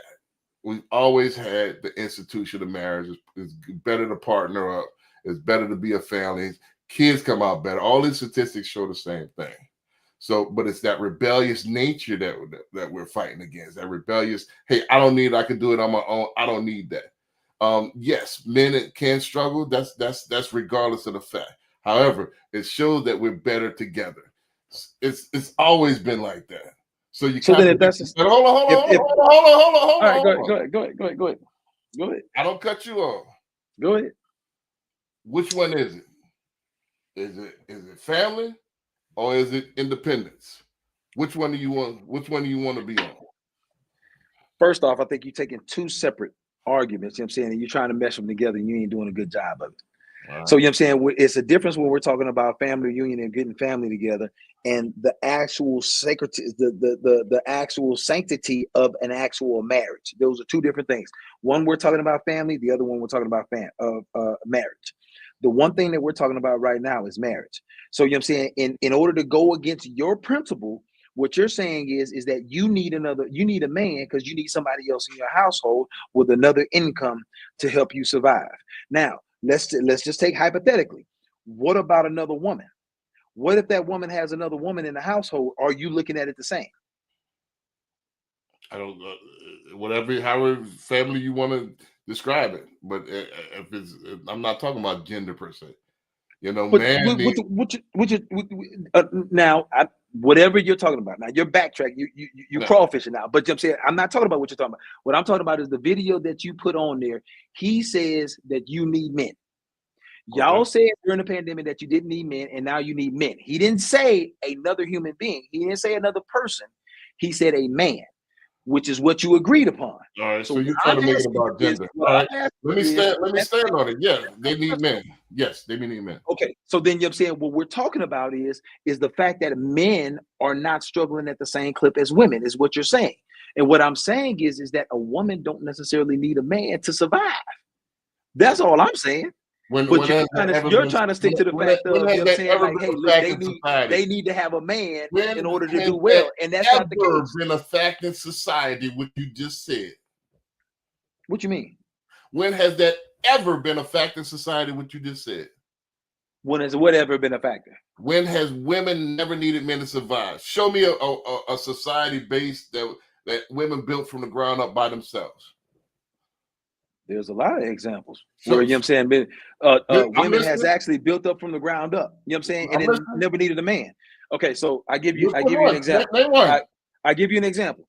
Okay. You got Brats, the rapper, the Brat. You know who that is, right? No. I'm talking about the name. No. What we're talking about? We're talking about examples, right? No, the Brat. No. Don't move the goalpost, B. Don't move the goalpost. You said name an example. You said name an example. I'm naming you an example. Name of society. Nope. You didn't say name of society. You said give an example. I said there's plenty of examples. So now you sit here trying to move the goalpost. Let's play it back. Let's play it back. I said name of society. Name of society. Nobody said example. Example never came out my mouth. Name of society where women have built from scratch by themselves without help from a man. It's any society, B. It's the society that we're in now. Okay, so women built. You want me to name an example? Because you know what I'm saying that's very general. The society that we're in now. Saying women built the men can do it. Yes, the women has done it by themselves. So what happened to these founding fathers? Who? Where are these founding fathers? Were there any founding mothers? Founding fathers? What we talking about, B? Founding fathers. So this Revolutionary War, you talking about America, right? You said America. Yeah. Yeah. We talking about America. We talking about America anywhere in the world. Anywhere in the world. So no, I'm talking about women. So who built the road that you on? Who built the house that you in? Oh, I don't know. Who built the house that I'm in? So you think a group of women built that house that you in? No, more than likely, I'm saying a group of women didn't build the house that I'm in. Okay, who built the road that got to your house? Oh, I don't know. How am I supposed to know that? You think a group of women built that? No. All right, so the sewage system, the underground system, a bunch of women built that, right? Oh, I don't know. Okay, so let's talk about the government that you into in Texas. A group of women built that government too, right? What government we talking about, B? I'm talking about in Texas. I just said Texas. Well, okay, so in Texas, you know what I'm saying the government has always been there. So I mean, I don't know what you're talking about. No. Who built it? There's nobody. It was the Constitution that came in. You know what I'm saying? What are we talking about? By itself. Who built the Constitution? The Texas Constitution. Shit, I don't know. Texas governors. I don't know. Shit, I don't know. With it. Stop playing dumb. Stop playing game goofy. All right, never mind. Whoever was in office. Was this a bunch of women? Like, what are you talking about? You want me to look up the this list a of bunch cats that of was in the women office? that did this? What are we talking about? Bro, this admit you wrong, bro. Stop all that. Knock it off. Stop it. I can't admit I'm wrong because you keep moving the goalposts. No, we keep talking about one thing. You talked about naming an example, and then now you talking about building roads and stuff. What are we talking about? Can we stick to one principle? Can we stick to one plan? You what are we said talking out of about? your mouth that the women built the United States of America. Prove that. I did not say the women built the money. All I said was women do a good job of surviving on their own. B. Hey, look, you can overtalk all you want to because you're saying you moving the goalposts. You moving the goalposts. B. That was never rewind the tape. That was never said out of my mouth. That was never said out of my mouth. All I'm saying is, and you're taking $3,000 a month as a single person. In the United States, you'd be struggling. That's how you went on. Here in Panama, you're 1%. You're 1%, and so it's not racism. Yeah, we're the new 1%ers. We're the new 1%ers. So I do see, and we all see it. There is a class. It's not a racist. I have Panamanian friends that said, no, Panama is not racist. It's classism. See, they don't care about this. Yeah. What they care about is, can you afford it? How does it feel to feel like a 1%? What is that? I've never felt that until basically here. It doesn't go to our head. Right. We're not. It's maybe go to some people's head. Right. And the thing about it is, if you've never experienced what 5 percentile income or 1 percentile income in the United States, when you get to a place, considering that income in the United States is the same income you have here, right? And so when you have that income in the United States, you're like, okay, I gotta kind of really watch. I gotta be real particular about where I spend, where I go, what I do, and the lifestyle you want to have. And you making that same income when you come here, it just doesn't click. It just doesn't click that you're in that percent. You can't fathom it until you start moving around. And when you start moving around, so that's nothing. I can pay that. How much? How much you want, and when do you want it? And when you start being able to say how much is it and when do you want it, and then you find out that's only a small percentile of your income that you're paying out. You're like, what? It's just hard to believe. Is it like a mental? Do you feel free, more mentally? Yes. The mental freedom here. To know that your decisions is not always going to be based on how much money you have, because being a 1%, I got to go deeper into that. The lifestyle we live, we can choose to be business owners. We can choose to be part of the community and start a business that we hiring Panamanians. We're giving back in a certain ways that other people, they're giving themselves, but we're giving to the community of Panama. And that makes a big difference. I work with the school system, giving back there too. So a lot of businesses don't open their doors and saying they're giving back. They're looking at the money aspect. So I don't make money from DACA 23 because I have a good income. The money goes in the business, the staff, the government of Panama, all the taxes. I don't mind doing that. And then we got a comfortable, safe place with no danger, no stress, no police, no nothing. And they have a good time. If you're making $3,000 a month as a single person. Yeah, I'm gonna go first, man, because I can't. I get cut off when I go to talking and shit. You know what I'm saying? Go for it. So, I mean, or videos played on you. You know what I'm saying? When somebody to move the goalpost. But go ahead, though. Yeah, man. I mean, I'm gonna move the goalpost and it's talking nonsense. You know what I'm saying? You're gonna move the goalposts when you're losing an argument, but you know what I'm saying? It's all good. You're gonna lose that argument. I'm that used to argument. it by now, B. We've been doing it for 2 years. I'm used to it by now. It's all good. Man, take that argument. You're not gonna make me believe that Wonder Woman is a fantasy. You know what I'm saying? Okay. Ain't no society that ever was on Earth. We don't went from women surviving on their own to women building roads. Okay. No, you said that. Hey, look, whatever you want to take. I never heard that one. You want to take it. United States is built by women, and they got women building roads and building governments had nothing to do with that video that you just played. Nah, but it's all good. It's all good, B. Building. Hey, look, if that makes you feel like you need to win, you need to do that to win the debate. Go ahead, bro. You already support you on that mentality. You already lost. It's no way, because you know what I'm saying, you moving the goalposts. You figure a man needs to be had for everything. You know what I'm saying? I feel sorry for you. But there's a difference because you know what I'm saying, as a married man, I feel completely different than a single man. And I'm hoping one day, you know what I'm saying, you'll be able to jump in this pool.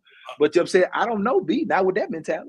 No, I'm not under the guise of feminism, to where I Mm. understand that Feminism. So now marriage is feminism. Okay. Nah, we're talking about you bit by the feminism bug that you would say have the audacity to say that women built this United States. I never said that. Yeah, Rewind the tape back. I never said that. I Let's said go. women can survive on their own. You mean to tell me there's no woman that survives on their own, B? And There's no woman that's built a business on their own. no, There's no I'm woman talking that's about living on their own and doing well. surviving on their own means what in your definition? Because No man in the hold household on, able to take hold care of your on. household, able to take care of your kids, able to take care of you. What you mean? Without a man getting up there on that light pole and putting that electricity on there, without enabling you to have electricity. What does that have to do with the video that you showed? This is how. What does that have to do with the video you showed? Nah, this is I'm how just saying. far I'm just going you saying. is. I'm just saying. I'm trying to keep you on the This is playing how far field. going you is. But you keep moving. This is how far gone you is. You can't see. You show.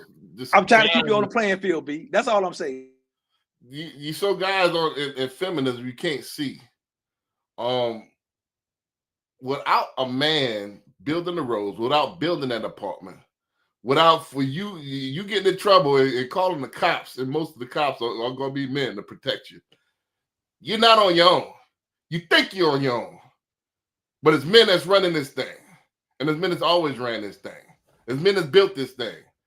Who built the laws that you talking about that protect you when you call the police and somebody can't harass you? Some man did that.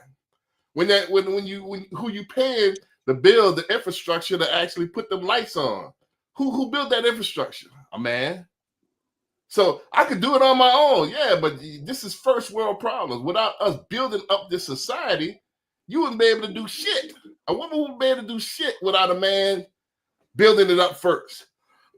So it's under a false pretense that I could do it. Yeah, now that I built the house, you can survive in the house. But if I didn't build the house, you wouldn't be able to survive. That's how far gone you are. Stop it, bro. Replay the video. Stop it, bro. Stop it, bro. I don't want to hear that bullshit. You're so far gone. They can't. If we didn't replay the video, B. Go ahead, look at it. So without the replay the video, without a man inventing basketball, without a man inventing basketball, without the NBA, there would be no WNBA. It's the same thing. There wouldn't be none of this bullshit. So I don't want to hear that bullshit. You know what I'm saying? Oh, they can survive. The WNBA can survive on their own? Nah, there wouldn't be shit without the NBA subsidizing it. Same thing. I can survive on my own. You know what I'm saying? I can survive on my own. But yeah, I built an apartment complex. I put the lights on so you could, you know what I'm saying? Stop it, bro. Stop it. Replay the video, B. Just replay the video. That's all I'm asking. Yeah, replay the video. I would do it now, but I ain't got time. I'm just saying it has nothing to do with what you talking about, B. You done took this thing and went far left to try to win an argument. It had nothing to do with what you talking about, was B. the premise. I'm sorry you're not. You can't. That was your interpretation as you try to take it left to win a debate. Daniels. That was what he meant. You missed it. You took it as. Oh no, I didn't miss it. I read the comments. Please go back and read the comments. You missed it. Oh, you missed it. The comments can't take things out of context. Oh, for sure. Come on, bro. Stop. Oh no, they can't take. You can't take things out of context. What are we talking about? Go back and read the comments. Replay the video, B. We can look at the comments together. Nah, I know what you meant. You know what I'm saying? Because you know that ain't gonna support that bullshit you talking about, B. Nah, that's okay. You don't understand the overarching. We'll move on. Okay. There's no overarching. There was an overarching theme. I think he was very clear with his point.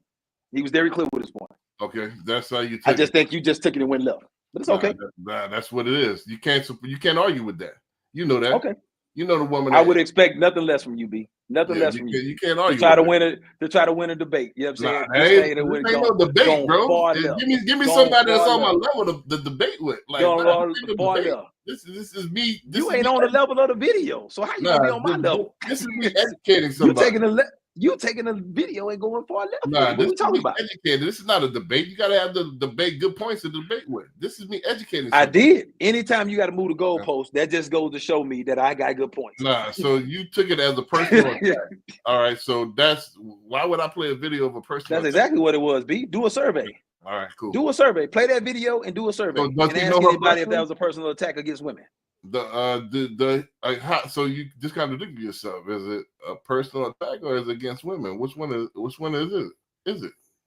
B, replay the tape. I just said it's a personal attack against women. That So I literally women just in said general. Women in general. Personal is it's personal. not, Women it's in not, general. it's not a general. You can have a personal attack against a class of people. B, Right. what are we talking about?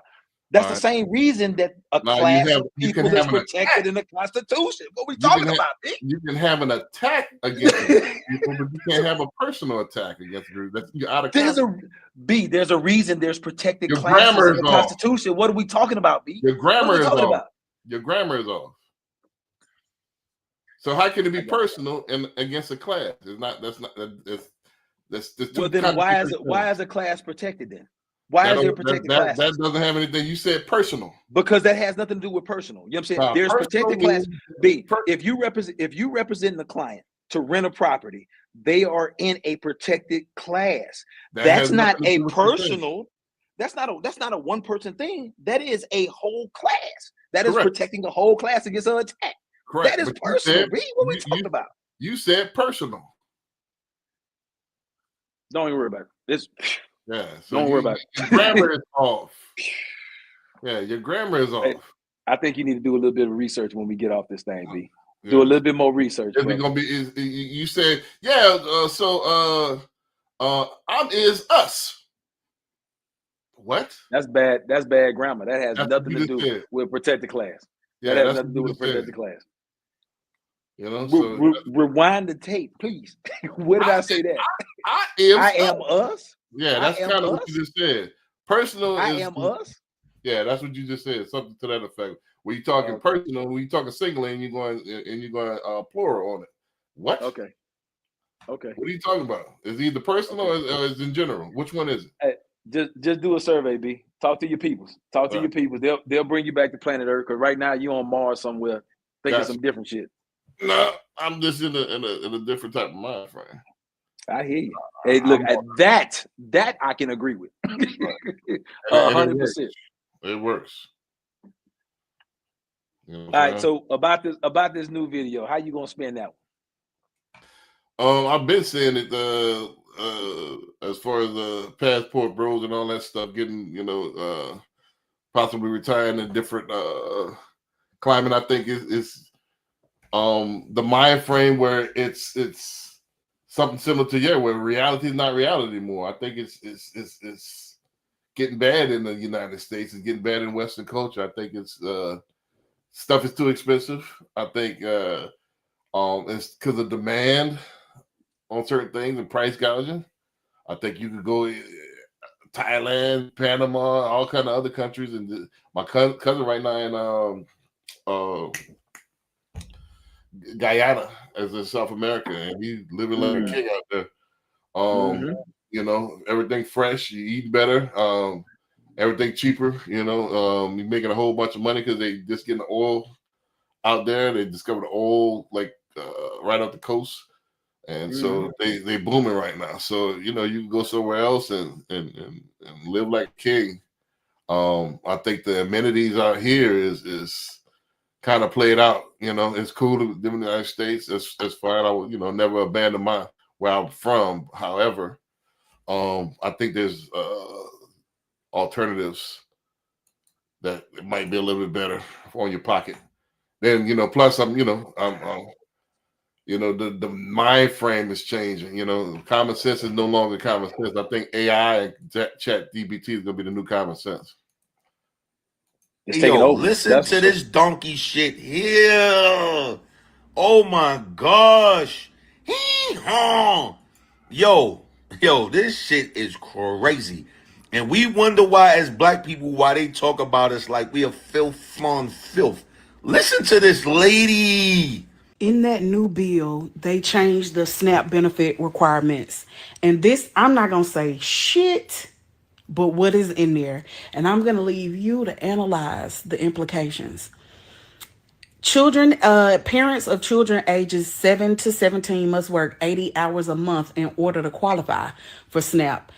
But in households where there are two parents who are married, only one of them has to work. She is upset, and a whole lot of other people is upset with because they changing the way they doing the SNAP. Listen, they making people, if your kids is 7 to 17, you must work 80 hours a month. Do the math. This is a part-time job after we got over for 40, 50 years where we were supposed to been got our shit together. And we didn't. We just took everything as a handout for 40, 50 years.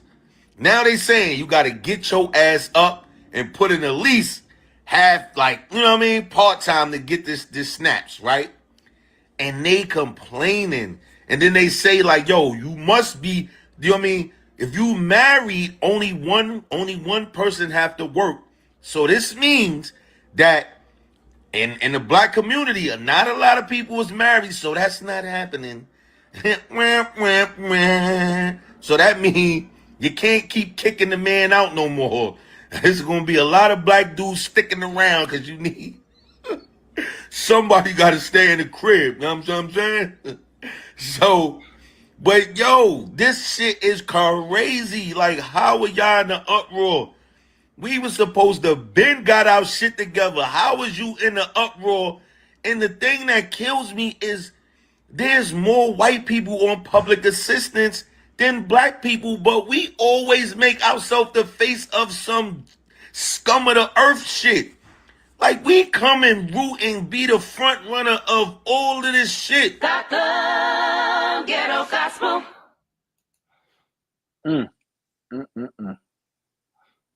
So again, I'm gonna go first because I know I get cut off repeatedly. You know, again, it proves to my point that complacency of milking the system. Now that Trump put rules in place, now they're complaining about it. You know, again, like I said, this was supposed to be for a time, not a long time. This was not supposed to be permanent, you know, for as far as these government benefits. But people use that as incentives to kind of do the wrong thing. And I think we talked about this earlier, like thinking in Western society, especially, they reward bad behavior. They reward not being married. It's always all done in the 60s and stuff like that. Reward not being married. And then people got, you know, people going to do the least path of least resistance, and they take abuse of the system. And I'm not just talking about just our community. A lot of communities did this. I think this needs to be temporary, not permanent. I think you need to have some limitations to it. And I think, like I said, it should not be an incentive to not get married. It should be opposite. I think there should be more benefits in marriage. And then more people get married, but it's still opposite. You can get divorced at any time. You kick the man out, you get more benefits. You know, I think it's opposite. And you reward this behavior. People gonna do the least of resistance. It's easier to do it. That's why I'm gonna do it. You know, so that's what that is. When I find the next one, you know, you go ahead and comment on that. Yep. I 100% agree. I think, you know what I'm saying, a lot of these assistants is to be able to be there to help you get on your feet, to kind of help, you know what I'm saying, to be a temporary relief. But we've kind of treated this thing, or a lot of people have treated this thing, you know what I'm saying, as kind of a permanent fix for a problem. And then now, you know what I'm saying, we're spending more time, instead of looking for a job, we're spending more time trying to figure out how to get around the system so that we can keep these benefits, but yet, you know what I'm saying, still continue to kind of lackadaisically do jobs, or lackadaisically look for jobs, or, you know what I'm saying, or find half-ass jobs where we're working part-time or whatever the case may be. I think, you know what I'm saying, a lot of people not necessarily going to do better unless they're forced to do better. And I think changing these rules is actually going to force people to do better. Now, they're going to complain, kick and scream the whole way like a little child. But at the end of the day, you know what I'm saying, they'll start to understand that it's in their best benefit. Yeah. Gotcha. I think the same way they need to force that marriage back. That's the only way that people are gonna do it. If you incentivize divorce and you incentivize breaking up the home, people are gonna do it for sure. Because I mean, I ain't got to stick by no person's rule. I got to stick by a man's rule because I think that's why you got so many single moms and so many single parent households and all this other As stuff. soon as I grew up, apartments $2,000, but when I was 13, they were only $500. My mom was living out in Lehigh for $550 for a 3-bedroom, 2-bath. Now all of a sudden, a 3-bedroom, 2-bath is fucking $2,500, and how y'all expect me to pay for that? The debt to income ratio is still the same, so why is the rent so fucking high? And y'all don't even own these buildings either, so what you charging me all this money for? I know your mortgage is not that high on it. That's just like back in the day, if you had bad credit, or let's say you just had broke a lease on an apartment, you can go get an apartment. You know, you go talk to Mr. John, and Mr. John gonna help you, him and Miss Mary. Nowadays, they say, man, fuck you, go to court. They said you better go to the courthouse and try to get that eviction expunged off your record. Are you serious right now? Like, and then they wonder why everybody's staying at home with their mama. You judging the bitch because they at home with their mama. What am I supposed to do? I'm sorry that I'm 21 with no credit and they don't want to let me get no place. Like, it's not my fault. The criteria is a lot harder now than it was back in the day. Back in the day, if you had $1,500, you was in a house. Point blank, period. As soon as I grew up, apartments $2,000, but when I was 13, they were. So again, I'll go ahead first because again, for some reason I get cut off when I When you talking nonsense, you right. Yeah, I mean, you right. That's why I wish we had a big audience so you can see how nonsensical you truly are. I wish we did, because you know what I'm saying? Hey, look, you probably would mute them too. I promise you that. I mean, people that agree with you sound like the person that just talked. Like, you know, that mentality right there is what was decaying and eroding the fabric of our existence in America. It was not making America not being great. Not really, but okay. So we can roll with that. You know, I think nobody owes you anything. You know, the world don't owe you understanding. Nobody owes you anything. You're not entitled to apartments being $500. It is what it is. You alluded earlier. I know you're gonna backtrack on this to make your point. That you know, expenses are passed to the end user, so there's no need to complain about it. You know, this is the game. This is the rules of the game. Adjust your game accordingly and play by those rules. The bitch about it, to complain, to whine, it's not gonna change it. You know, inflation is real. Things happen as far as natural disasters that make things more expensive for the actual landlord, and then that's passed down to you. It's not his fault that you don't have any credit. Whose fault is it? So it's like you try to, when you blame stuff, when you point the finger at everybody else, when you point the finger out, there's still 4 fingers pointing back at you. You know, so it all boils down to you. So all this complaining, all this shifting the blame, victimhood, I never bought into it. I know that's a thing nowadays, but you know, I hope, you know, that we can go back to, you know, the I can do spirit, the last 4 letters, and that's what my mentor said. The last 4 letters in American is I can. So that can do spirit, I know it's gone, instead of being a victim and everybody owes you and you know it's not fair and you know you should do this and all that. I hope that goes away, but I know it won't. But I know I'm optimistic on that point. I'm optimistically going back to the traditional sense. And what happened to instead of trying to at 21, if you're 21, like she said, at a 21-year-old back in the days was worried about getting married, finding a man instead of trying to make it on your own. That's part of the problem though too. You know, so once you get yourself ready for marriage, you know, instead of getting yourself trying to get an apartment and all that stuff, the mind frame is different. So I'll go ahead and yield the floor while I look for the next video. Well, you know what I'm saying? My biggest thing is the delusion of people to want to think, you know what I'm saying, that America is completely asinine just because, you know what I'm saying, prices aren't the same way they was back in 1980, the way they was in 1990.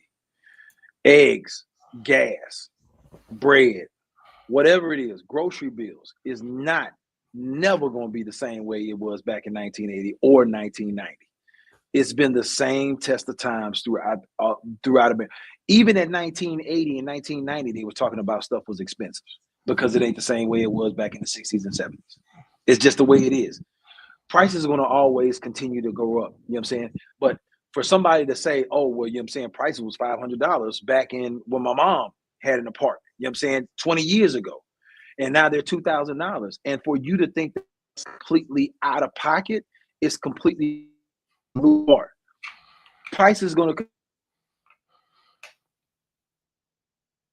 we're going to think, man, apartment prices used to be $2,000 back in the day. Now they're $3-4 grand. I mean, they're going to continue to go up. It's just the way it is.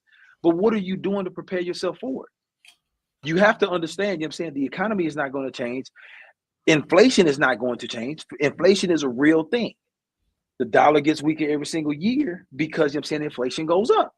So, you know what I'm saying, you have to understand the principles of economics and understand that you have to get yourself prepared. Now, she doesn't have any credit, whatever the case may be. Like, who is that truly on? Like, have you not gotten any credit cards? Have you not gotten any furniture? Have you not, I guarantee you probably got a car payment, but you probably don't pay that on time. So, you know what I'm saying, who are you truly blaming for that? I think, you know what I'm saying, for a lot of people, you know what I'm saying, it's a reality check according to the situation that they're in. And I think it's a great thing because unlike some parents, society and the world has to force you to do better. Yeah, let me look for this next clip. I think what happens is if there's no parents in the household forcing you to do, but I think, you know, so let's go ahead to the next clip. I think that's the issue as well. The discipline's not there. It's that, you know, entitlement, you know, that's prevalent in a lot of people's mind. And that's what's eroding and decaying the society. It is.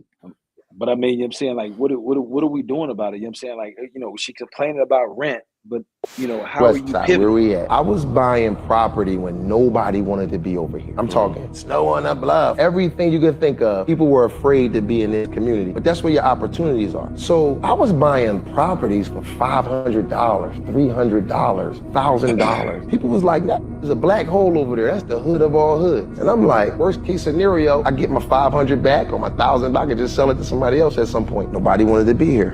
Stuff was cheap back then. How cheap was stuff back then compared to now? I'll give you a prime example. So over in the Bluff, the west side, where we at, I was buying property when nobody wanted to be over here. I'm talking snow on the bluff. Everything you could think of. People were afraid to be in this community, but that's where your opportunities are. So I was buying properties for $500, $300, $1,000. People was like, there's a black hole over there. That's the hood of all hoods. And I'm like, worst case scenario, I get my 500 back or my 1,000 back and just sell it to somebody else at some point. Nobody wanted to be here. And that's another thing. Let me go ahead first again, real quick. Streamline. We moving through it now. This is what we don't understand. There's levels of thinking. Instead of victimhood, we always like to spin it, especially with mainstream news media. Oh, gentrification. Oh, they're buying our hoods. Nah, it's just opportunity.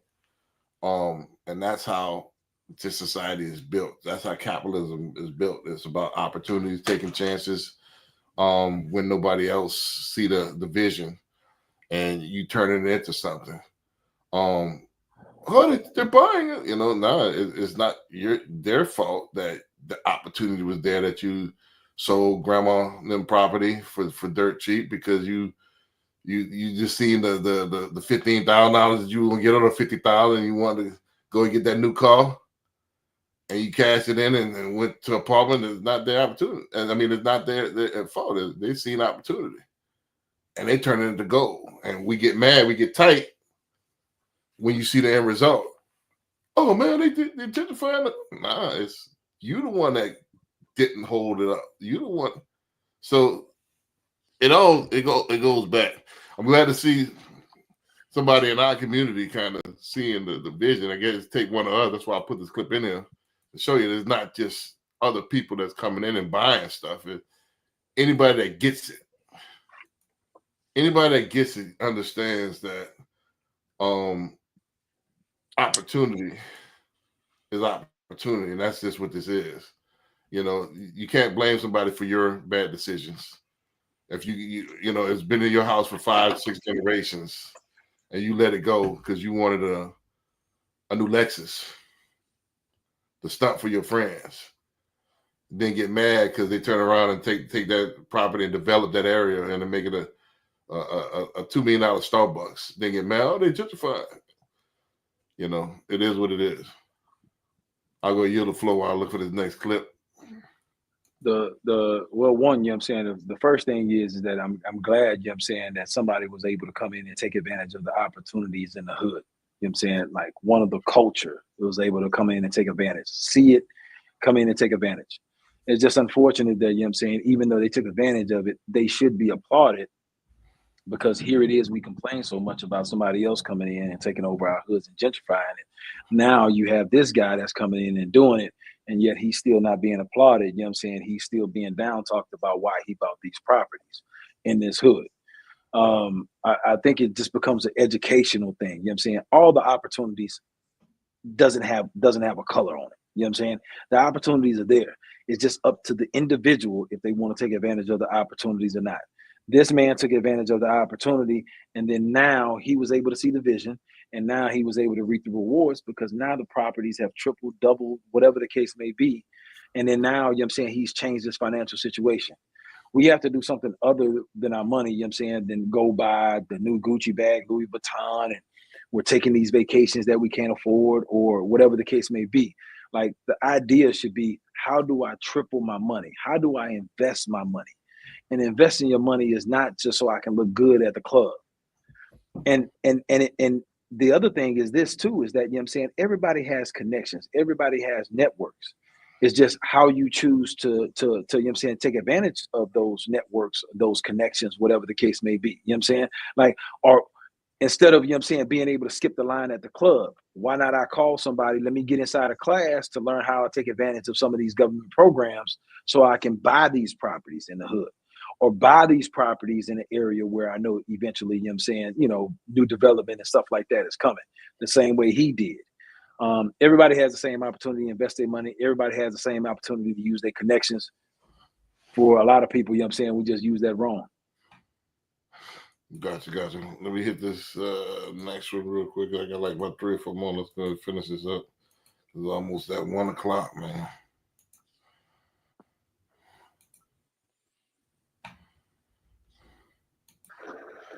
Check this out. The Trump administration just made buying a house easier. Okay, so they are implementing something as far as giving you rental credits. Now, I don't have the details. As of right now, I don't know if you have to register to get your rent, your rent payments credited by a national system or something, or is it verification of payments, etc. Okay, so let me give you an example. If your rent is $2,200 and you go qualify for a mortgage, and they say, well, you qualify to pay a mortgage for $1,500, and you like, yo, what? I paid $2,200 in rent. How do I only qualify for $1,500? I can't get none for $1,500. All right, so this is a problem that's going around all across America. So what they did, they implemented a system whereas they're going to give you credit for paying $2,200 a month. Now, there's a certain type of loan, I believe FHA. Don't quote me on this. You have to talk to your loan officer. And with this, right, they may say, all right, we see that you pay $2,200 a month. So instead of just you only qualify for $1,500, we might qualify you for $1,800 or $2,000. You know what I mean? Or match it to $2,200. That I'm not sure how that system will work. However, this is something new that they're implementing.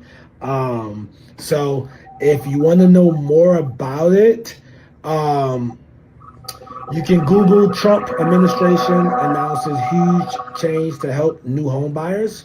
You can Google that, or you can simply Google the name Bill, Bill, Pollute, LTE, Pulte. I'm sorry, Bill Pulte. So you can Google Bill Pulte, and he's speaking on it of what they're going to do. In the meantime, guys, if you don't have your primary residence, if you do have your primary residence and you want to make some extra money, you want to learn how to get into real estate investing, all right, what I want you to do, I want you to comment or DM me the word challenge. Next week, I'll be having a challenge started. It's a 3-day challenge. I'm going to teach you how to wholesale houses, getting into wholesaling houses without credit and without a lot of money. All right. So listen, guys, if you want to get in that, this is what I need you to do. All right. Comment, DM me the word challenge. In the meantime, bro, look into this program, man, because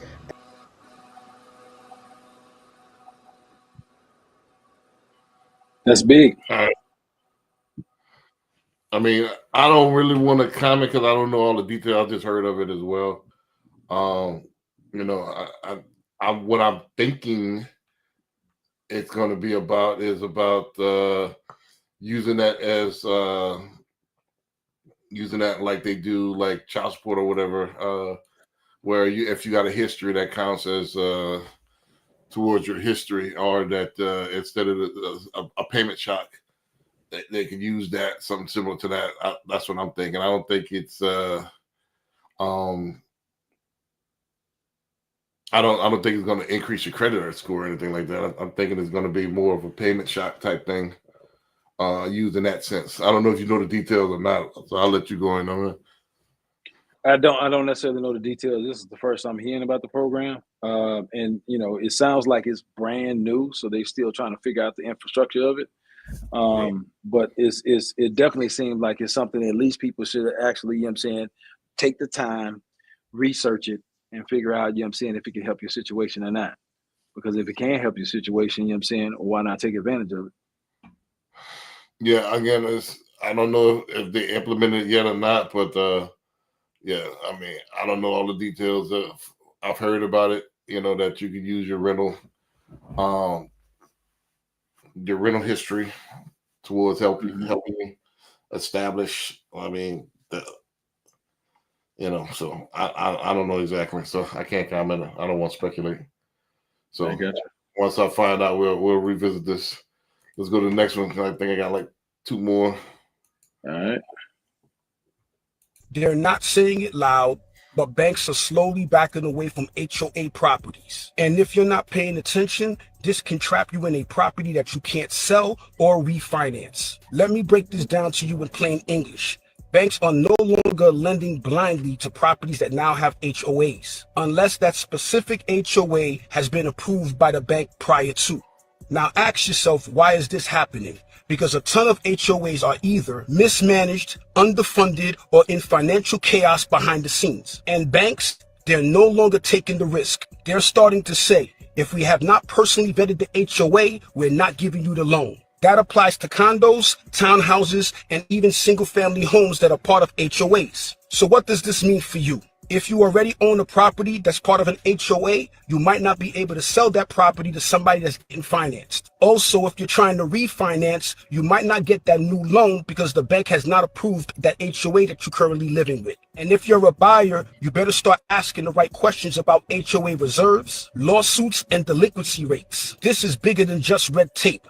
This is about liquidity, about being stuck in a property you can't exit from because the bank is now telling you no thanks. Listen, I've said it before, the property isn't the only thing that you buy.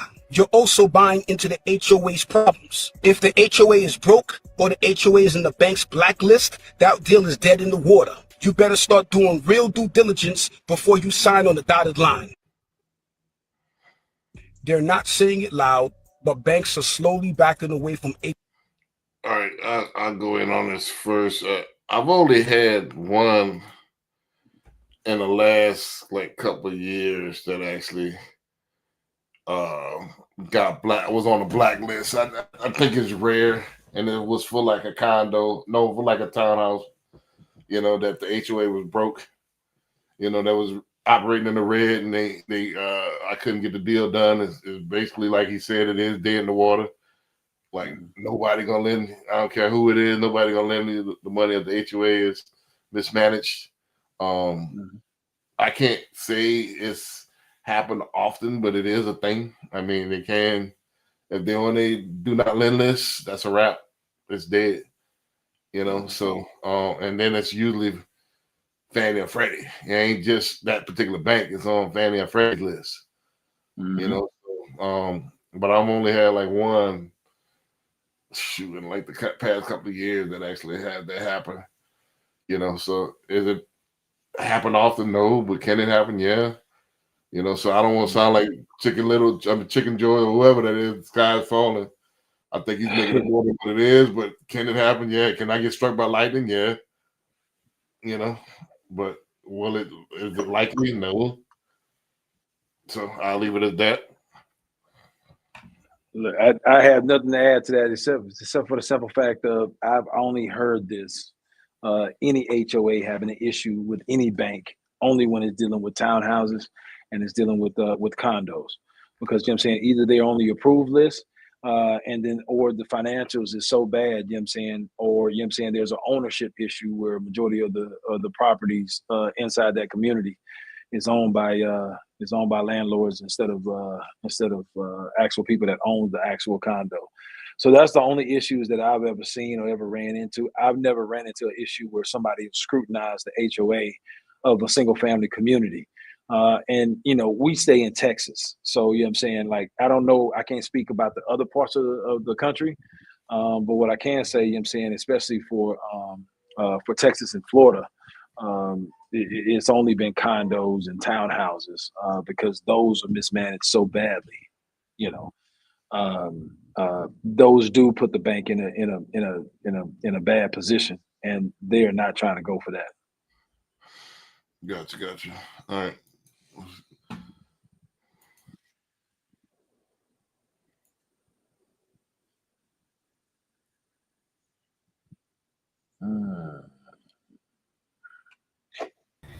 To me, it is not smart to purchase a house, especially for people that lives a below average lifestyle or have below average finances. If you rich, you might can pass by with it. It don't matter that much.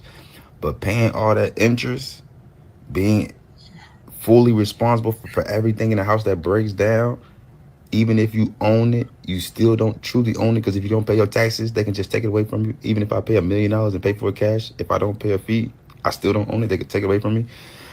All this interest and all these things you got to do to be a homeowner, it is financially not smart to go do the American dream and buy a house and have a mortgage and pay all this interest.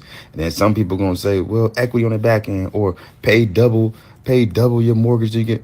Yo, who can afford to pay double their mortgage? First off. Second off, y'all talking about all this equity. Well, how much interest do you pay for 2-3 years first before you can even think about equity? You already paid it out in interest to equal up the same amount of. Yo, I'm gonna tell you right now, all that American dream stuff, all the stuff we've been hearing, me personally, my opinion, is financially dumb. Now, y'all real estate people come in my comments and let's talk about this, or y'all tell me what y'all think or what y'all be saying to just smart to buy a house. Y'all let me know, because we can argue. We finna argue about this. Let's go.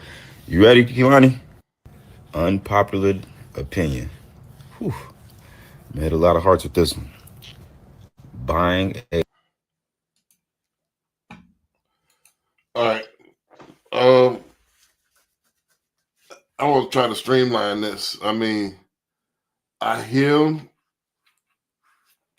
if you live a very, very modern lifestyle, where you plan on bouncing around a lot, you plan on, working remote like most people do, or influencer or something like that, where you got to travel the world and you move around, and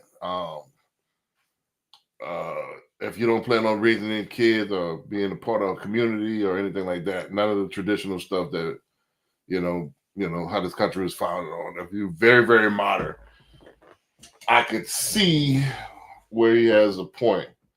However, if you plan on doing anything traditional, where you're raising a family, you plan on actually going to a job where you have to be in person. You plan on being a part of a community where people know you in your religious organization, and you paying taxes into the community, and you buying into a specific, specific geographic location. I don't agree with that because you're buying into not just that, you're buying into the community. You're supposed to make it better. That's how it's supposed to go. You're supposed to get into local government. That's the traditional way of thinking. If you're a nomad and you plan on just going, yeah, all right, cool. I can see this, rent a room and do Airbnbs and bounce around. Here you're here, they're there, and cool. I could dig that. Yeah, it'd be dumb at that point to buy a house if you're not gonna be there most of the time. But other than that, if you plan on the other way, like traditional, that's why it was the American dream, because it was the technology hadn't got to where I could make money remote, make my salary, and I don't have to actually come to the job. And that I could be all the way around, and there's Airbnb where I could rent somebody else's house, and this is the technology wasn't there. So yes, another option. However, I don't think that's the option for majority of people. And I'll go ahead and leave it like that. This is streamlining. I saw this video, you know what I'm saying? I had a conversation with a buddy of mine. We go talk about these different videos. And I think, you know what I'm saying, he spoke from a position of being uneducated about the topic, you know what I'm saying, which that's not his field of specialty. So I get that, you know what I'm saying? No knock against him. He feels a certain kind of way. I actually feel the opposite way. So, you know what I'm saying, if you are part of the 1% or if you are well off, I can see a situation where, you know what I'm saying, maybe you don't rent your primary residence, but you have all these other investment properties, rental properties, whatever the case may be, that's actually paying you. But for majority of America don't have the means and the wherewithal, you know what I'm saying, to actually have multiple properties. At the end of the day, you're going to pay the interest, you're going to pay the property taxes, you're going to pay all that stuff anyway. Because, you know what I'm saying, the people that you're renting from has all that baked into your rent, plus profit. So, you know what I'm saying, it's completely crazy to me to sit here and think about, oh, well, you know what I'm saying, it doesn't make any sense for the average American to actually own their home. It's completely ridiculous to me because all the expenses that there is for the house, you're paying anyway. So why not reap some kind of return on your investment for the money that you're spending? So you justify paying $2,000 a month, $24,000 a year, and just pissing that away and not getting a return on it? Like you're not getting equity, you're not getting principal pay down. In 5 years from now, there's nothing that you can do with that property besides uproot your furniture and move to another rental property. You're essentially, you know what I'm saying, just flushing money down the toilet. So for the average American, you know what I'm saying, I don't necessarily see where his point is from. I think eventually, you know what I'm saying, there is some real estate people that's going to hop in his DMs and help him see the light. But as of right now, you know what I'm saying, I mean, it's always an open conversation because people are limited to the knowledge that they have and the understanding that they have. But I think somebody's going to break it down to him and then he's going to speak something a little bit different. I mean, we get all this common sense, but I'm just giving them, like you do, that obscure 1% chance and try to make that the argument. But I get it if he's talking about that 1 percentile person that's an influencer that don't want any roots anywhere. Mm-hmm. Yeah, that could work. But even if so, you still want to have investment properties that could facilitate your lifestyle. If you're not going to live there personally, I think Grant Cardone talk about that where I get it if you like, I guess, own it and then rent it to yourself. That's another way to do it. But if you're looking from him, I think he's looking from a more of a victim standpoint. The way, hey, no, this is too expensive. I'm gonna pay this anyway. That's not the way to look at it. Look at it basically just like you said. I'm agreeing with you. So that, hey, What? Look, yeah. where the balloons at? You know what I'm saying? Let's get the balloons falling down. Let's celebrate now. You're not gonna find too much agreement with me talking against homeownership because there's disagreement on that because it just common sense. Well, again, common sense is not common anymore. But if I'm gonna spend X amount of dollars, $24,000, I'm gonna lot that anyway. Why not get something back into it? It's not just going down the drain. I get the tax benefits, I get so on and so forth. But if you're just looking at it from what he's talking about, oh, I got to pay this anyway. You're looking at it the wrong lens. So let's go ahead. I got like 2 more. Let's run this. Yeah, let's do it.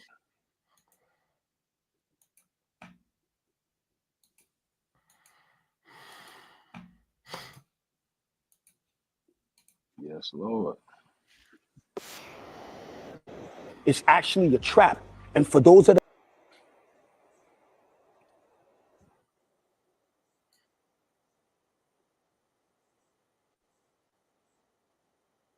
mortgage, FHA, some private money lenders, and even the banks are starting to push it as the new fix. But let's break this down. They say you get a lower monthly payment, but what they don't tell you is that you're about to pay way more money in interest. You build little to no equity in the first 10 to 15 years. And by the time you've realized it, you've paid double for that house. This ain't about helping you to afford a home. This is about keeping you in debt longer, all the while benefiting off of your struggle. Now, if you're investing, that's different. A 40-year mortgage can be a cash flow play if the numbers make sense. But if you're a first-time home buyer just trying to live in it, that's not actually a win, that's a leash. So here's the message that I want you to get from this video. If you can't afford the house on a 30-year mortgage, it's simple. You can't afford the house. Don't let desperation lead you to financial ruin. Let me keep it real with you. A 40-year mortgage is not a blessing. It's actually a trap. And for those that have been getting it, you've been set up and you don't even realize it. All over the news, all you're hearing is about an affordability crisis. Then all of a sudden what pops up? The new trap, the 40-year mortgage. FHA, some private money lenders, and even the banks are starting to push it as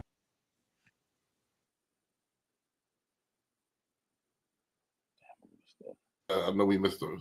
I know there's a little delay, but 40-year mortgage is not a new thing. It's been back like 5-6 years now. Like, you know, it's been back in the market. It's just, I guess with the new economy, people have been pushing it more, you know, but it's been back, you know, for since I want to say pandemic times. You know, it's been back. I want to say before that. I want to say since 19. I remember looking at a 40-year mortgage in the CMG days. You know, not me personally, but looking at it as an option for a client. You know, so yeah, it's been back to do 40-year mortgage. It's not a new thing. It's just, you know, maybe it's getting popular again. But do I agree with them? Yeah, possibly. I mean, if you got a game, it depends on your game plan. If you want a 40-year mortgage to get in the house and you plan on using that cash flow to do something else and flipping it and paying that thing out early, yeah, you can go with it. You know, most likely people are doing it for what reason he's saying, to try to get a bite off more than they can chew, how they really can afford. It's all about planning. Your planning. If your planning fits it, you got a game plan of whether you can knock that thing out. Yeah. If you just trying to get into the house, nah. You know, investors, yeah. You know, cash flow, you know, yeah. So yeah, I agree with him, but I don't want to isolate everybody and say it's a bad idea. There's a niche for everything. You know, and correct. I think for most people, you know what I'm saying, you know, from a financial standpoint, you know what I'm saying, you have to think about affordability. And for affordability, you know what I'm saying, this is the way to kind of help make homes a little bit more affordable when you talk about 40 years. It's the same reason, you know what I'm saying, that they talk about where, you know what I'm saying, car loans. Car loans used to be 4 or 5 years, 3, 4, 5 years, you know what I'm saying? But now cost of cars have gotten so astronomically expensive. Now they had to add 6, 7 year options in order to be able to knock the payment down to where people can afford it. Now, if your whole premise is that, you know what I'm saying, hey, look, if I'm paying this mortgage, you know what I'm saying, and I'm going to pay double, triple, whatever the case may be on this mortgage, just because, you know what I'm saying, it's extended over a longer period of time, what's the alternative? The alternative is to rent and throw money away. So here it is, you know what I'm saying? You can actually get a 40-year mortgage and then actually still have those benefits that we actually talked about, and then have an affordable payment where you can actually get that property that may be a little bit higher expensive. When it comes to interest, now you're looking at 40-year versus a 30-year. Yes, you're going to pay more interest. No doubt about that. But at the end of the day, you know what I'm saying, is it worth the investment? Or is it worth the investment of paying 100% on a rental property? Because that's essentially what you're paying. You're paying 100% interest on a rental property because you see none of that back. All of that's going to the actual landlord. So it is a benefit from an investor standpoint, but it's also a benefit from a primary residence standpoint, because you're able to get and afford an actual house on rising cost economy where everything is rising. So I don't agree with him, you know what I'm saying, none of what he's saying, because you know what I'm saying, now here you're trying to add a negative connotation to something that's being created to help the consumer. And again, I would just like to ask him, what's the alternative? Like, you know what I'm saying, if you can't do a 30-year and you choose to do a 40-year, what's the alternative? And I guarantee the only alternative is to rent. Now you're talking about interest, but now you're talking about 100% interest. It just doesn't make sense to me mathematically. Well, I think, and I don't want to prolong because I got two more that I want to roll out. I think what he's saying is that you can't afford the house, so I get it if you're rock bottom, but most people use it to get the bigger house, and you really need to be humble. Which I mean, I'm saying but is that really a bad idea? Yeah, you really need to go within your budget. Why go to 400 when you really need to be at 250? So go to 250. Go to 250 and do your 30. I think that's what he was saying, as opposed to try to go to 400 and then do the 40 year and then you upside down for the most part. So I don't think the alternative is renting. I think the alternative is a house that you can afford. Well, let's go. But either way, you know what I'm saying, even if you did a 40-year at 250, don't that make the payment still a little bit more affordable? No. If you could do the 30 year at the same price at the 250, as opposed to the 40 year at the 400, what he's saying.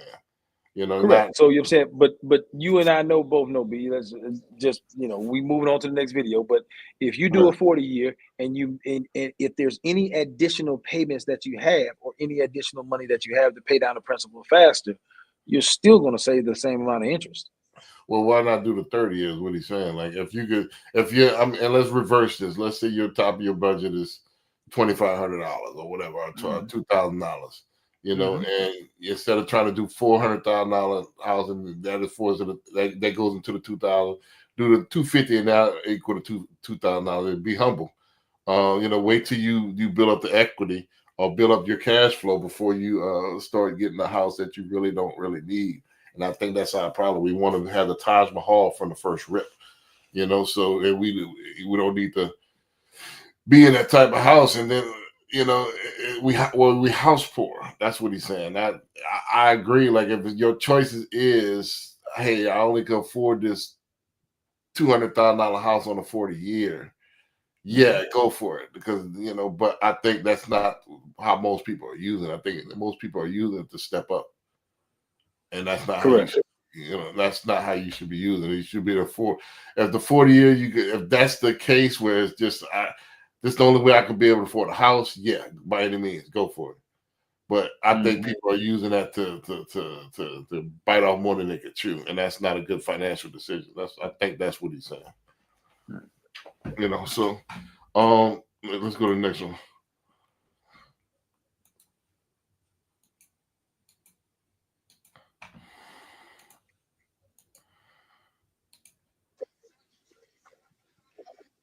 My nails done. I can't afford to get my hair done. I can't afford to get a wax. I can't afford to do anything. I can't afford to go nowhere.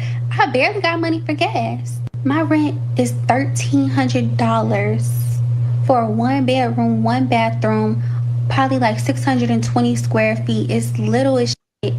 Y'all, it's not worth it. I've been having to do a payment arrangement on my phone bill, a payment arrangement for my Wi-Fi, a payment arrangement for the electricity. It's to the point where I wake up in a bad mood because I know I ain't got money to do nothing. My friends know not to ask me to do nothing. Don't ask me to go nowhere. Don't ask me, can I buy this? Christmas gifts is out the door. I'm not doing any of that. And I don't. It's not funny, but she named everything. She literally named from the wax to the Christmas gift. Don't ask her for nothing. Like that. I like being able to have money to go to a restaurant, to have money to give people gifts, to have money to give myself gifts. I don't like this at all. It's ghetto. Not to mention, I have no spouse. I have no government help. I don't have a roommate. It's just little old me. Yeah, that's what she needs to do, though, is get a roommate. And I mean, I'm not sure. Obviously, we don't know what her family situation is.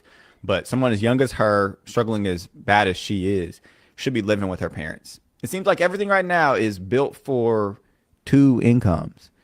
So you either gonna get a roommate or you gonna get married and move in with somebody. Don't recommend shacking up, but you can see why people do it. Don't recommend it, but I see. Trying to pay these bills and keep up with everything every single month, and the months are flying by. I cannot keep up. I gotta fight for extra hours at my job, and I don't even want to be there. I done lost 25 pounds, and I don't know if it's because I've been watching my calories or if it's because it's nothing to eat in the house. I'm living like I'm in my 30s when I'm nowhere near that. Nobody can tell me that that's normal. These prices are not normal. Groceries, not normal. Rent, not normal. None of this stuff is normal to me. I'm stressed out, and I don't know what y'all finna do, but I'm finna move back in with my mama. My mama love me, so y'all gotta figure out what y'all about to do. But I'm not paying. And it's like, imagine if she never would have moved out and she would have been saving that money. She'd have been caking. She would have had a whole savings, a whole emergency fund. Because this is ridiculous. So I'm gonna go ahead and run it. It kind of proves my point to what I was saying. This is the overarching theme, as you can see, what Anton Daniels was saying. I'm gonna go ahead and say it. You know what I mean? I think you took the point out of context as a personal attack. What he was saying is kind of the theme that the mentality need to shift back to what it was traditional. That hey, instead of trying to, hey, I'm independent boss, babe. Go back to what our mom and them was doing. That's why our mom and them got the house. Is they went and prioritized the man like Gucci Man wife. It ain't that bad. I'm pretty sure somebody gonna kick out for them bills. How you look, baby girl? You know, so if you prioritize that man instead of trying to be Miss Independent, and all them struggles gonna go away. You gonna get that wax. You gonna get them gifts. You gonna get all that. You gotta just switch that mind frame. Put that man first. He gonna pay all that for you. But no, we want to be independent. We'd rather go back to mama. I don't want to listen to no man. That's the mentality that's messed up. That's the overarching theme. Y'all are crying about these bills now. These bills is getting real in the field. Y'all should have been prioritizing that man. That man gonna do it. You know, come on over. I got a house for you. You know what I'm saying? Go stay rent free, baby girl. I got you. You know, but I want that dinner ready. I want my clothes picked out. Like Gucci Man wife said. You know, I want the fact that if you put that mentality first, that I need you, switch that mind frame, you'll get all of that. But no, y'all want to be independent and then complain about the end result. And this is the result. You can't afford nothing. Plain as rest. Rest is case. So when you talk about the sanctity of marriage, you know what I'm saying, you complain about, you know what I'm saying, marriage ain't what it used to be just because, you know what I'm saying, a lot of women just want to use these guys. But that yet in the out the other side of your neck, you know what I'm saying, that is what you're essentially supporting, and that's what you're telling women to do. So essentially, you know what I'm saying, you need to find you a man and then essentially use the hell out of him for a better life. Which is the whole problem of why, you know what I'm saying, men don't want to get married to begin with. No, the problem you misinterpret. There used to be consequences. I said, let's replay go watch this back. Just watch it back. Yeah, there used to be consequences on divorce. When they lifted let me repeat myself. When they lifted Ronald Reagan did the no-fault divorce. That's what kind of shifted the mentality. Listen to the whole tape again. The mentality that you said was bad for guys to actually get married. The reason why you say marriage is going up. Listen to what I'm saying. In 20, I'm listening to what you're saying. Go ahead and spin it. Yeah, 2025 is bad. And I even said that we think a lot of guys think 2025 is 1925, and it's changed. So I'm saying the society has changed. The laws have changed. if we could revert back to the old mentality and then repeal some of these laws where there was penalties. We even talked about the penalties have changed. Where there's penalties for leaving the family and the bringing up the family home. I mean, bringing up the family. We even talked about that. Then it'll be a different story. But at first, what penalties was that, B? Well, before you couldn't just divorce. You would leave with your shirt on your back. You wouldn't get half the man's stuff. If you initiated divorce, you could Google all this stuff. You initiated divorce, you basically left with what you came with, which is nothing. It's changed now. So unless you could prove infidelity, unless you could prove like physical abuse, where there's police report, not just he's emotionally abusing me. That's some new stuff. So look at the laws. The laws have changed. They have been cocked and skewed towards this new age, which is I could decide one day I don't want to be here, and then you have to pay. That's new. That's been recent within the last 30, 40 years. Back then, I had to beat you, I had to cheat on you, and you have evidence. Then you could get divorced and take half of my stuff. But if there was nothing, if I was trying my damnedest, I supported you. I'm handling my business. There's no reason for the divorce. You had to stay in the marriage. You had to be married. That was, until just recently, 30, 40 years ago. You can look this up. So if you want a divorce, yes, you can leave out, but you're not getting half my stuff. You're not going to put me in financial ruin while it is now. You know this. So if we could go back to that, then it would be incentive, and it first needs to change with the mentality. If the women, and you would even agree with this, if the women would instead of trying to, hey, I'm just here, because I look good, you supposed to do everything, I don't bring nothing. That coupled with the mentality is not appeasing, and the law is not appeasing to men. It's like, all right, why would we do it? But if we could get the mentality, we get the laws to go back, then it might be, I'm not against marriage. I'm against marriage. What marriage has become. You get what I'm saying? It's changed. It's morphed. It's evolved to something else. So you think if the laws went back to what they used to be, then essentially, the marriage numbers would increase. Coupled with the mentality that, hey, I'm bringing something. This is my pleasure, and this is what I aim to do as a woman, is to support and prop up this man, which you agreed earlier, that mind frame that my mom and them and grandmama and them used to have. If they could have that mentality, it would be enticing to a man in 2025 and beyond. But that's gone. If that's the agreed upon roles. If that's the agree, well, we used to have defined roles. Now the roles have gone. So I mean, I'm saying I've seen in plenty of relationships where the woman was the alpha and the man was the submissive. I mean, I've seen it. I mean, I think everybody has seen it. I think so. That's I mean, new. I'm saying, but if it works for that relationship, it works for that relationship. I think that's new.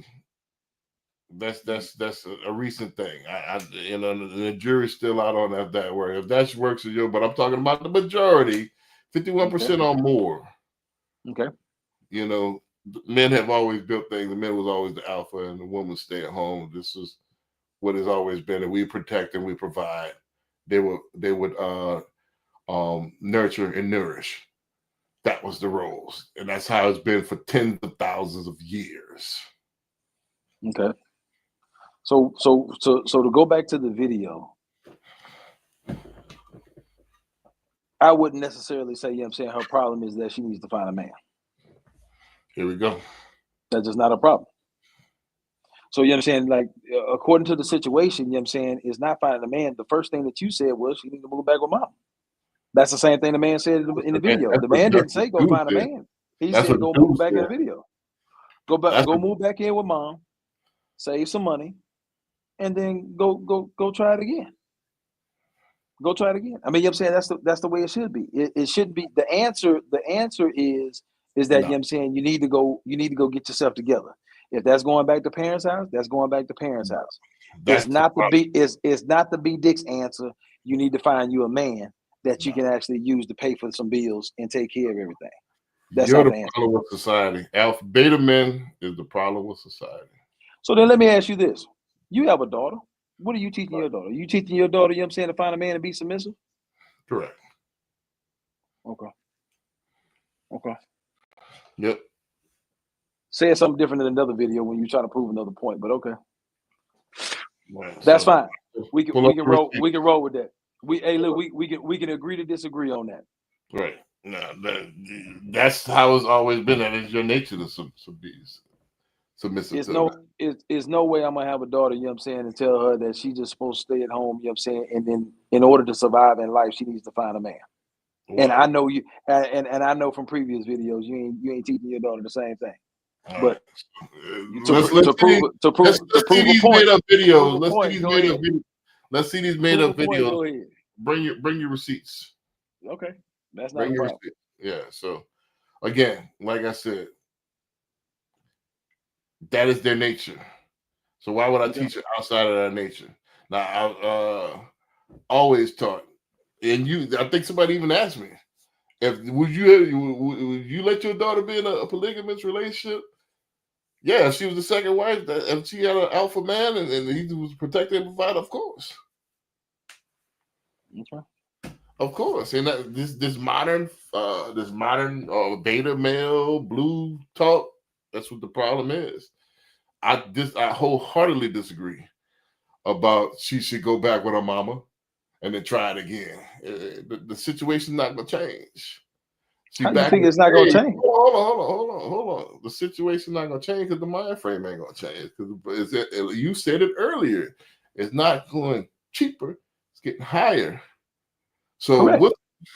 so what's gonna change from there? You stacking up a little bit, is this gonna be a lot longer before you go broke again? Until your mentality change, until you able to understand that, hey, my hustle, and that, which is masculine in the beginning, when a woman shouldn't be out here working. Really, that's a new Rockefeller thing that they came up Here we with. go. You Here know, we so go. this is new. That's within the last 100 years. A woman should be at work. Woman should be, that's masculine to be on a hustle. That's a man thing. You know, so you stuck in the 50s. Nah, this is how we did it for tens of thousands of years. You stuck in the 50s. Is no reason why, you know what I'm saying, prices evolve, the perception of what a relationship should be evolved. Everything evolves except for what's in your head. So you You get still stuck in the stop 50s. complaining about right now. You get what you deserve. You think this is evolution is here? The evolution, we're seeing the fruits of the evolution right now. So stop complaining. You wanted How are we seeing feminine. the evolution? How This are we is seeing the the evolution? evolution. You got What's the evolution? The evolution is the no respect, the decay of our moral fabric, the decay of our community. Thank you. Your mentality is what got us there. That has everything to do with parenting. That has nothing to do with You're what I'm part of talking the about. problem. If you're not a solution, you're part of the problem. That makes no So sense. your mentality is part of the problem that got us here. The Not helicopter quite. parenting, everybody can do what they want to. No, sir. We have to. Society was built on rules and structures, and the structures and morals and scruples, and that's how we got here. Our community had a lot of morale and a lot of morals and a lot of a foundation, and that's gone since we left that. In my mama days, even in my mama days, it was a thing. That was the thing, the priority to find a man and and start a family. That wasn't a priority of a woman to get a career. That wasn't that long ago. So You this was grew up in a different community, B. nah, that's Because where I ain't never seen that. I but got that's not, aunties that been single all damn near all their life. Me and and that's come the and gone, but problem. they've You been don't single see a all their life. problem with that? You don't see a No, I problem with don't. that? I Okay. don't see a problem. That's The fact that you're they the was problem. the fact that they was willing to stand on their own too, You're the problem. and they not willing to That take the was bullshit of a man. rebellious. They were rebellious. And I guarantee if I pull 3 out of 4 of them right now today miserable. No, they all happy, bro. All right. So Retired, vacation, living their life. So I don't gotcha, even know what you're talking about. Gotcha. Well, it was rebellious, that rebellious nature that they got, and that hey, I don't need a man. They thought grandmama was stupid. And I don't need a man, and I see what they got. Now it's the decay. Now we got twerking on the hood. Now we got banned from cruises. Look what we got now. Thank y'all. Thank y'all for that mentality. See, when we had the man, that's why they killed James Evans. When we had the man, that was the discipline. That was the structure. That was the tough love. Hey, this isn't, I know you want to do it, but this is the betterment of the family. And a woman said together that, hey, we don't want to go into a man's covering, which is against that Bible that you talk about. So where's all this? That's why they killed James Evans? They killed James Evans because it was too strong. It was too much propaganda to see a strong black man in the household. No. Yes. No. That was not the reason they got rid of it. You didn't obviously watch the documentary. But yeah, that's fine. I mean, they'll say, yeah, he was contractual dispute, they didn't get along, blah, blah, blah. But the optics of they hadn't had a strong alpha male in the household since. Cliff Hustle was a beta male. All these people was beta males.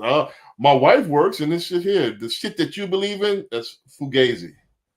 You know, it's fugazi. And I never will agree with it. I would die believing in traditional the way we've always done it. And I believe it. Yeah. So as a single man, I 100%. I would stay single because I will never bow down to the feminist idealism that's become today. I'm never gonna marry one of those women with the Western mentality. I would rather go to Thailand somewhere and have somebody with a traditional mind frame. And it's a shame that with that mindset you wouldn't be successful either. Well, I'm successful now. You know what I'm saying? So, you married somebody, B? No, I'm talking about success. You engaged to somebody? Is that what you're talking about? I'm successful. What we talking about there? What we talking about there? I'm successful in my paper. You know, if I wanted to get married, that has nothing to do with having a woman, B. That has nothing to do with having a woman. To follow these 1950 rules that you set forth. A woman don't define my success. That's the problem too. But see, here we go, moving the goalposts again. We're talking about the structure of a relationship and the man needing to have a woman or a woman needing to have a man. You know what I'm saying? That's all we're talking about. You're going somewhere left with this thing. All we're talking about is a woman. About a man needing a woman. I said vice versa. I said a woman needing a man. Same thing. That's all we're talking about. That's the problem. Now you're going to so let me ask you this. Moving the goalposts again. Now let me ask you this. Let me ask you this. Go ahead. Is the woman and the man equal? Depends on the relationship. No. Question: is a woman and a man equal? It depends on the relationship. All right. So you can't. Let's learn this last clip and let's run it. You can't even be honest. It does, because we just talked about every structure is different. No. But you don't want to agree to that. So hey, look at it. Is what it is. And what you supposed to be? You supposed to be Christian, right? Yeah, for sure. Where's that in your Bible? Where's what in the Bible? Where's that? It depends on a relationship that a woman and a man is equal. Where's that in your Bible? That's a mute point, because in the Bible it says no. Listen. Hey, I didn't cut you off. Hey, ain't that your famous saying? I ain't cut you off. It's not in the Bible that it's supposed to be same-sex marriages, but that's the society that we live in now. So what are we talking about? You cool with it? No. That goes against your point. When you're talking about it being in the Bible, that is not in the Bible, but that's the society that we live in. So that's the delusion that you have, because you're talking about, is this in the Bible? Well, it's a lot of stuff that's not in the Bible. So what are we talking? Like that's not a point. Why accept it? Why go along with it? Why advocate for it if it doesn't agree with your so-called beliefs? Somebody had to agree with it, because now they don't legalize same-sex marriage. I'm talking about you. You're advocating for it. What I'm advocating for, you love who you love. I don't care who you love. It could Where's be that in your Bible? Same-sex marriage ain't in the Bible either. But you advocating for this. You saying like it's cool. I am cool with it. What you want me to do? You want me to march against it? You don't really believe in that thing. You want me to march against it? What are we talking about? If that's your belief, you should be convicted on your beliefs. Convicted on the beliefs? What are we talking about, B? There's strong beliefs, and then there's beliefs where you're just kind of neutral. It just is what it is. You're saying one thing and you're contradicting yourself on the it's other not hand. A contradiction. You're talking out the side of your neck. So let me ask you this: do you agree with same-sex marriages? I don't. Okay, so then what have you done to prevent that? What have you done to fight against that? I've raised my daughter, and I've not partaked in it, and I've advocated, and I've like podcasts on this on traditional things, including the sanctity of marriage. I don't waver. Advocated for it. You know what I'm saying? Wait, so you're saying that you got on this podcast and talked about that you don't agree with it? Yes. So you've done nothing different than what I've done. So how is your stance So better than mine? you're saying like it's cool. You never gonna What catch me. what I'm saying is I don't care. You know what I'm saying? Like you love Okay. who you love. All That right. makes no So difference. that is But a problem. when you're talking about, oh well, you don't believe in the Bible because you're saying you never done anything against this stance. No, Well, I'm you never saying done anything either. Nah, not just saying done, but you're saying it like it's cool. So that's part of your beliefs. At least you can say, just like in the Bible, it say that, hey, they'll say they're with us when they're around certain people, then they'll talk something else when they're around different people. I'm paraphrasing. That's you. So you But saying that when you're I've around never church changed. folks, hold on, when you're I've around never church changed. folks, you'll say I'm all Bible. But when you're on this podcast, you talking about say, oh, I'm cool with it. I don't. Nah, homie. You got to be on one side of the fence. So you've been with me when I've talked to church people? No, but you saying that you So what do we? Christian, So what you're doing is you're assuming the conversation that I had with church all people. right, so That's not the conversation that I had with church people. B. Okay. If that topic came up with any church person or anybody else, it's going to be the same stance. It's not All going right. to waver. So if that's Like the case, I'm not can you holding call yourself a I'm not Christian at holding that the point? flag. I'm not holding the flag. I'm not going out. I'm not advocating one way or the other. It is what it is, which is the same thing that you're doing. So No. how is your What way do better than you mine? mean? What do you mean? I am advocating. You didn't advocate it. You just said the only thing that you've ever done was talk to your daughter and get on this podcast. Nah, The same thing I've done. No, I'm talking about, but I Talk to don't my play the sons. fence. Talk to my sons and get on this podcast. I don't play the But what's fence. the difference? I So don't play the how is fence. your way better than Nah, mine? I don't play the fence. Are you listening to me? No, I'm not listening to you because you haven't explained how I played the fence. You saying you're cool with it. No, your excuse of playing the fence was an assumption that I have a different conversation with church No, people, and you've never been around me with church people. You said out of your mouth that it don't make a difference to me. How is that the case? How is that the case? Are you supposed to be a Christian? How is that not? Because it's not in your Bible. So what does that mean, B? There's a lot of stuff that's not in the Bible. What are we talking about? All right. So the Bible's supposed to be the end all be all? Like the Bible is supposed to be like there's preachers committing adultery. Okay. But yet they're preaching the word. So what are we talking about? Like I'm saying, you acting like nope, it's not. It's the same principle. What you're talking about is if you're not standing on the Bible, you're not a Christian. That's what you're saying. That's your point. Is it not? That's supposed to be your foundation, right? No. What I'm asking you is, I'm making sure we're on the same page.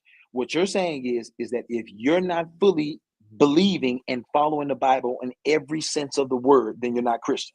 Is that what you're saying? Yes or no? It's a yes or no. Yeah, you're not following the laws. Okay, so then that's what I'm saying. It's not the same thing. There's a lot of shit in the Bible that I don't believe that you do. Okay. Like, you know what I'm saying? When you talk about the Bible and the word by word, you know what I'm saying? I'm not the person to regurgitate the Bible word by word. I don't know. But I guarantee there's a lot of stuff in the Bible that you don't do.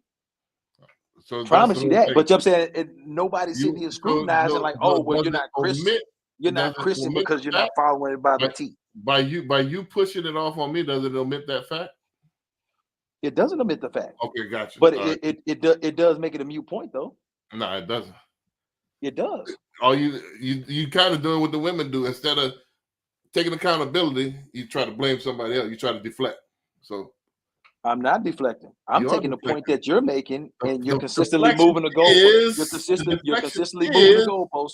You're consistently moving the goalpost. You're consistently moving the goalpost. All right, I know that's your go-to excuse from not. It is because that's the way you try to win debates. You can't stay on topic to save your life.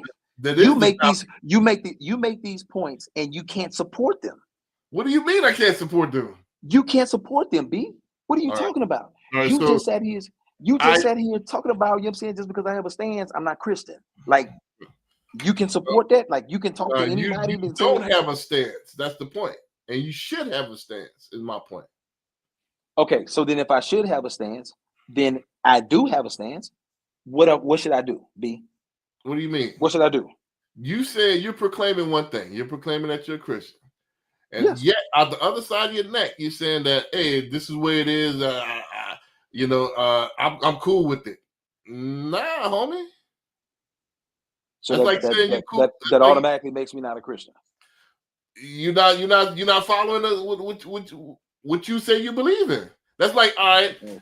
It's like I say, how can I put it down? I say that I'm a professional basketball player, right? Mm-hmm. And actually, I don't actually dribble basketballs. I don't actually go to practices. I ain't never actually played the game. Mm-hmm. But that's what I say I am. Mm-hmm. That's what you're doing. All right. So that's I don't even like basketball. That's a bad example, because in order to be a professional basketball player, you have to be getting some kind of monetary value for playing basketball. Just because you say it, don't make it true. Gotcha. And that's my point. Just because you say you're a Christian don't make it true. I hear you. Because you know what I'm saying, because people have opinions, you have assumptions. You can roll with those assumptions if you want to. Right. And I asked you, because when I called you on it, all right, so where is this in your Bible? You can't say it because it's nowhere. It's something that you made up. It's not something I made up. It's true. Same-sex marriages are happening around the No, goddamn that's country, something around the that world. when I say you made up, What am I not you made made up? up the actual event. You made up that it's cool in your mind to say that. How I made that up? You That's said that. facts. That's facts. How you make that up? Hold on. Before you misconstrue, because that's your tactic to try to take something and misunderstand it on purpose. I mean, you're trying to move the goalposts again, because I don't necessarily understand. If that's my stance, I know that's your favorite if slogan. that's my stance, then how am I making it up? Nah, you try to make things up in your mind to justify your position. How do I make stuff up in my mind? Like, that's legitimately what happens. People get married. How am I making that up? Not that part. That is cool is the part that you made up. So I made it up in my mind that my stance on same-sex marriages, I'm It's cool all right. with. Yeah, it's all right. I done made that up in my mind. So Yeah, I don't truly feel that way. I just made it up in my mind. You know what I'm saying? That I'm just gonna tell people that. Yeah, I don't care how you feel. You made it up in your mind that I'm cool with that, and nowhere in your Bible it says this. You supposed to be cool with that. You made that up. You're not following instruction. You made that up on your own reconnaissance.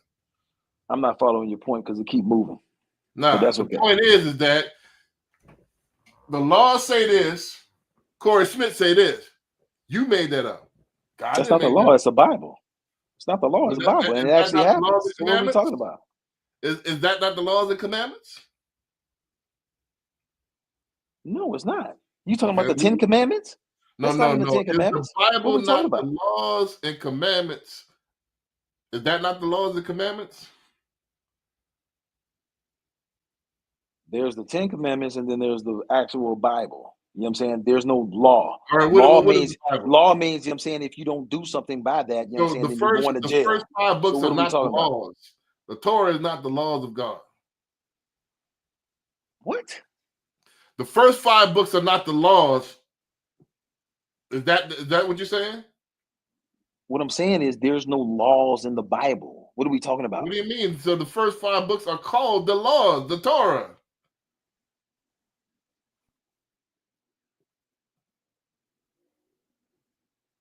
It's literally called the laws. Miss me with that one. So miss me with that one. So what do you mean? What do you mean? That's what it's called. They are the laws of God. Google this. If that's what you say.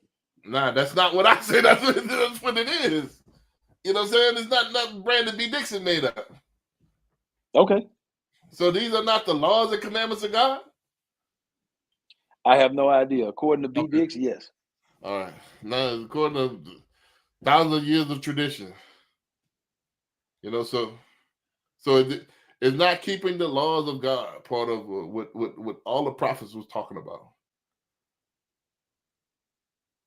Is that's what you're saying? And then a part of the laws of God is that you should not lay with another man and woman should not lay with another woman. Is that not the laws either? I don't know anything about no laws. I do know it's in the Bible that, you know what I'm saying, same-sex marriages are not acceptable. I do know Okay, that. so where did When you talk about the wording verbatim and all that other stuff, I'm not the guy. I just said I'm not the guy to regurgitate the all actual right? Bible. So I if already that's in said your Bible, if that's in your Bible, and this is what you believe, and this is what you proclaim that I am, this like you saying that you're a basketball player. Shouldn't you follow the laws of the game and the rules, and shouldn't that be part of it too? not all of them. You don't have to agree with all of it. So I don't. Even though this is a technical, boom, I'm going to do it again. But it shouldn't be a technical because I feel like it shouldn't be a technical. Okay. That's what you're saying. I don't know. I don't understand the question. So just because you think it is not, that I shouldn't follow this particular one, does that make it real, right?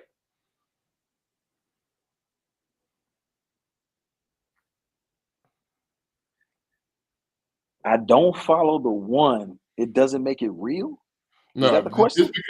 just because you feel that you shouldn't follow all of them, or I'm gonna follow this one, but I ain't gonna follow this one. Does that make your stance justified? Yes. Does that make it right? Yes. Okay. All right. In my moral principles, that makes it right. All right. End the discussion on that note. Let's run this last one. Yeah. On this last one for the night, man. All right. I mean, since you're that 37U, let's go. This shit ain't gonna boom. This shit ain't gonna never stop, dog. We know who ain't driving the forklift tomorrow. What the fuck was they playing in Brazil? Look at oh my god. All right, man. All right, 37U back on their bullshit. I told y'all lift him. See, now y'all just getting beside yourself, bro. Y'all getting way too beside. Look, Chad Johnson out here tripping. How old y'all think he is? He over there talking about some here. You know what it is. You know why I'm here, motherfucker. We don't know. We trying to figure out why you ain't at motherfucking work. You need to be at work. You need to be somewhere throwing somebody out of a bar. I just knew he was gonna be the quarterback, bro. You know what I'm saying? Y'all see the captain difference? That's Listen, crazy. kick returns on 37U always end up diabolical. I've never seen. Man, look how he flung it. Look how he flung that. Look, his helmet came on. Hey, listen, this little motherfucker right here, he was dotting shit up, bro. He was. I don't know what they got going on, bro. I don't know. He is 5'4", throwing shit up out there in shorts and socks is diabolical. He took that. Listen, he wasn't shotgun. That was a 15-yard snap to his little ass. Left him again. 37, you ain't gonna never stop. I'm trying to figure out why the hell is they uniforms orange and the coach dressed like he coached for fucking LSU. I don't know whose grandpa that is back there with the beard. Number 4 gotta be a this shit ain't gonna boom. This shit ain't gonna never stop, dog. We know who ain't driving the forklift tomorrow. Man, y'all. I didn't know that existed. What, 37U? 37U football. Yeah, for sure. It's more popular than 37U basketball, man. So. But, God damn. Yeah, That got to be Florida. Gotcha. But shit, it's 2, man. So shit, we gonna see y'all next week, man. I gotta get some Z's. Yes, sir. All right, man. Peace. Later.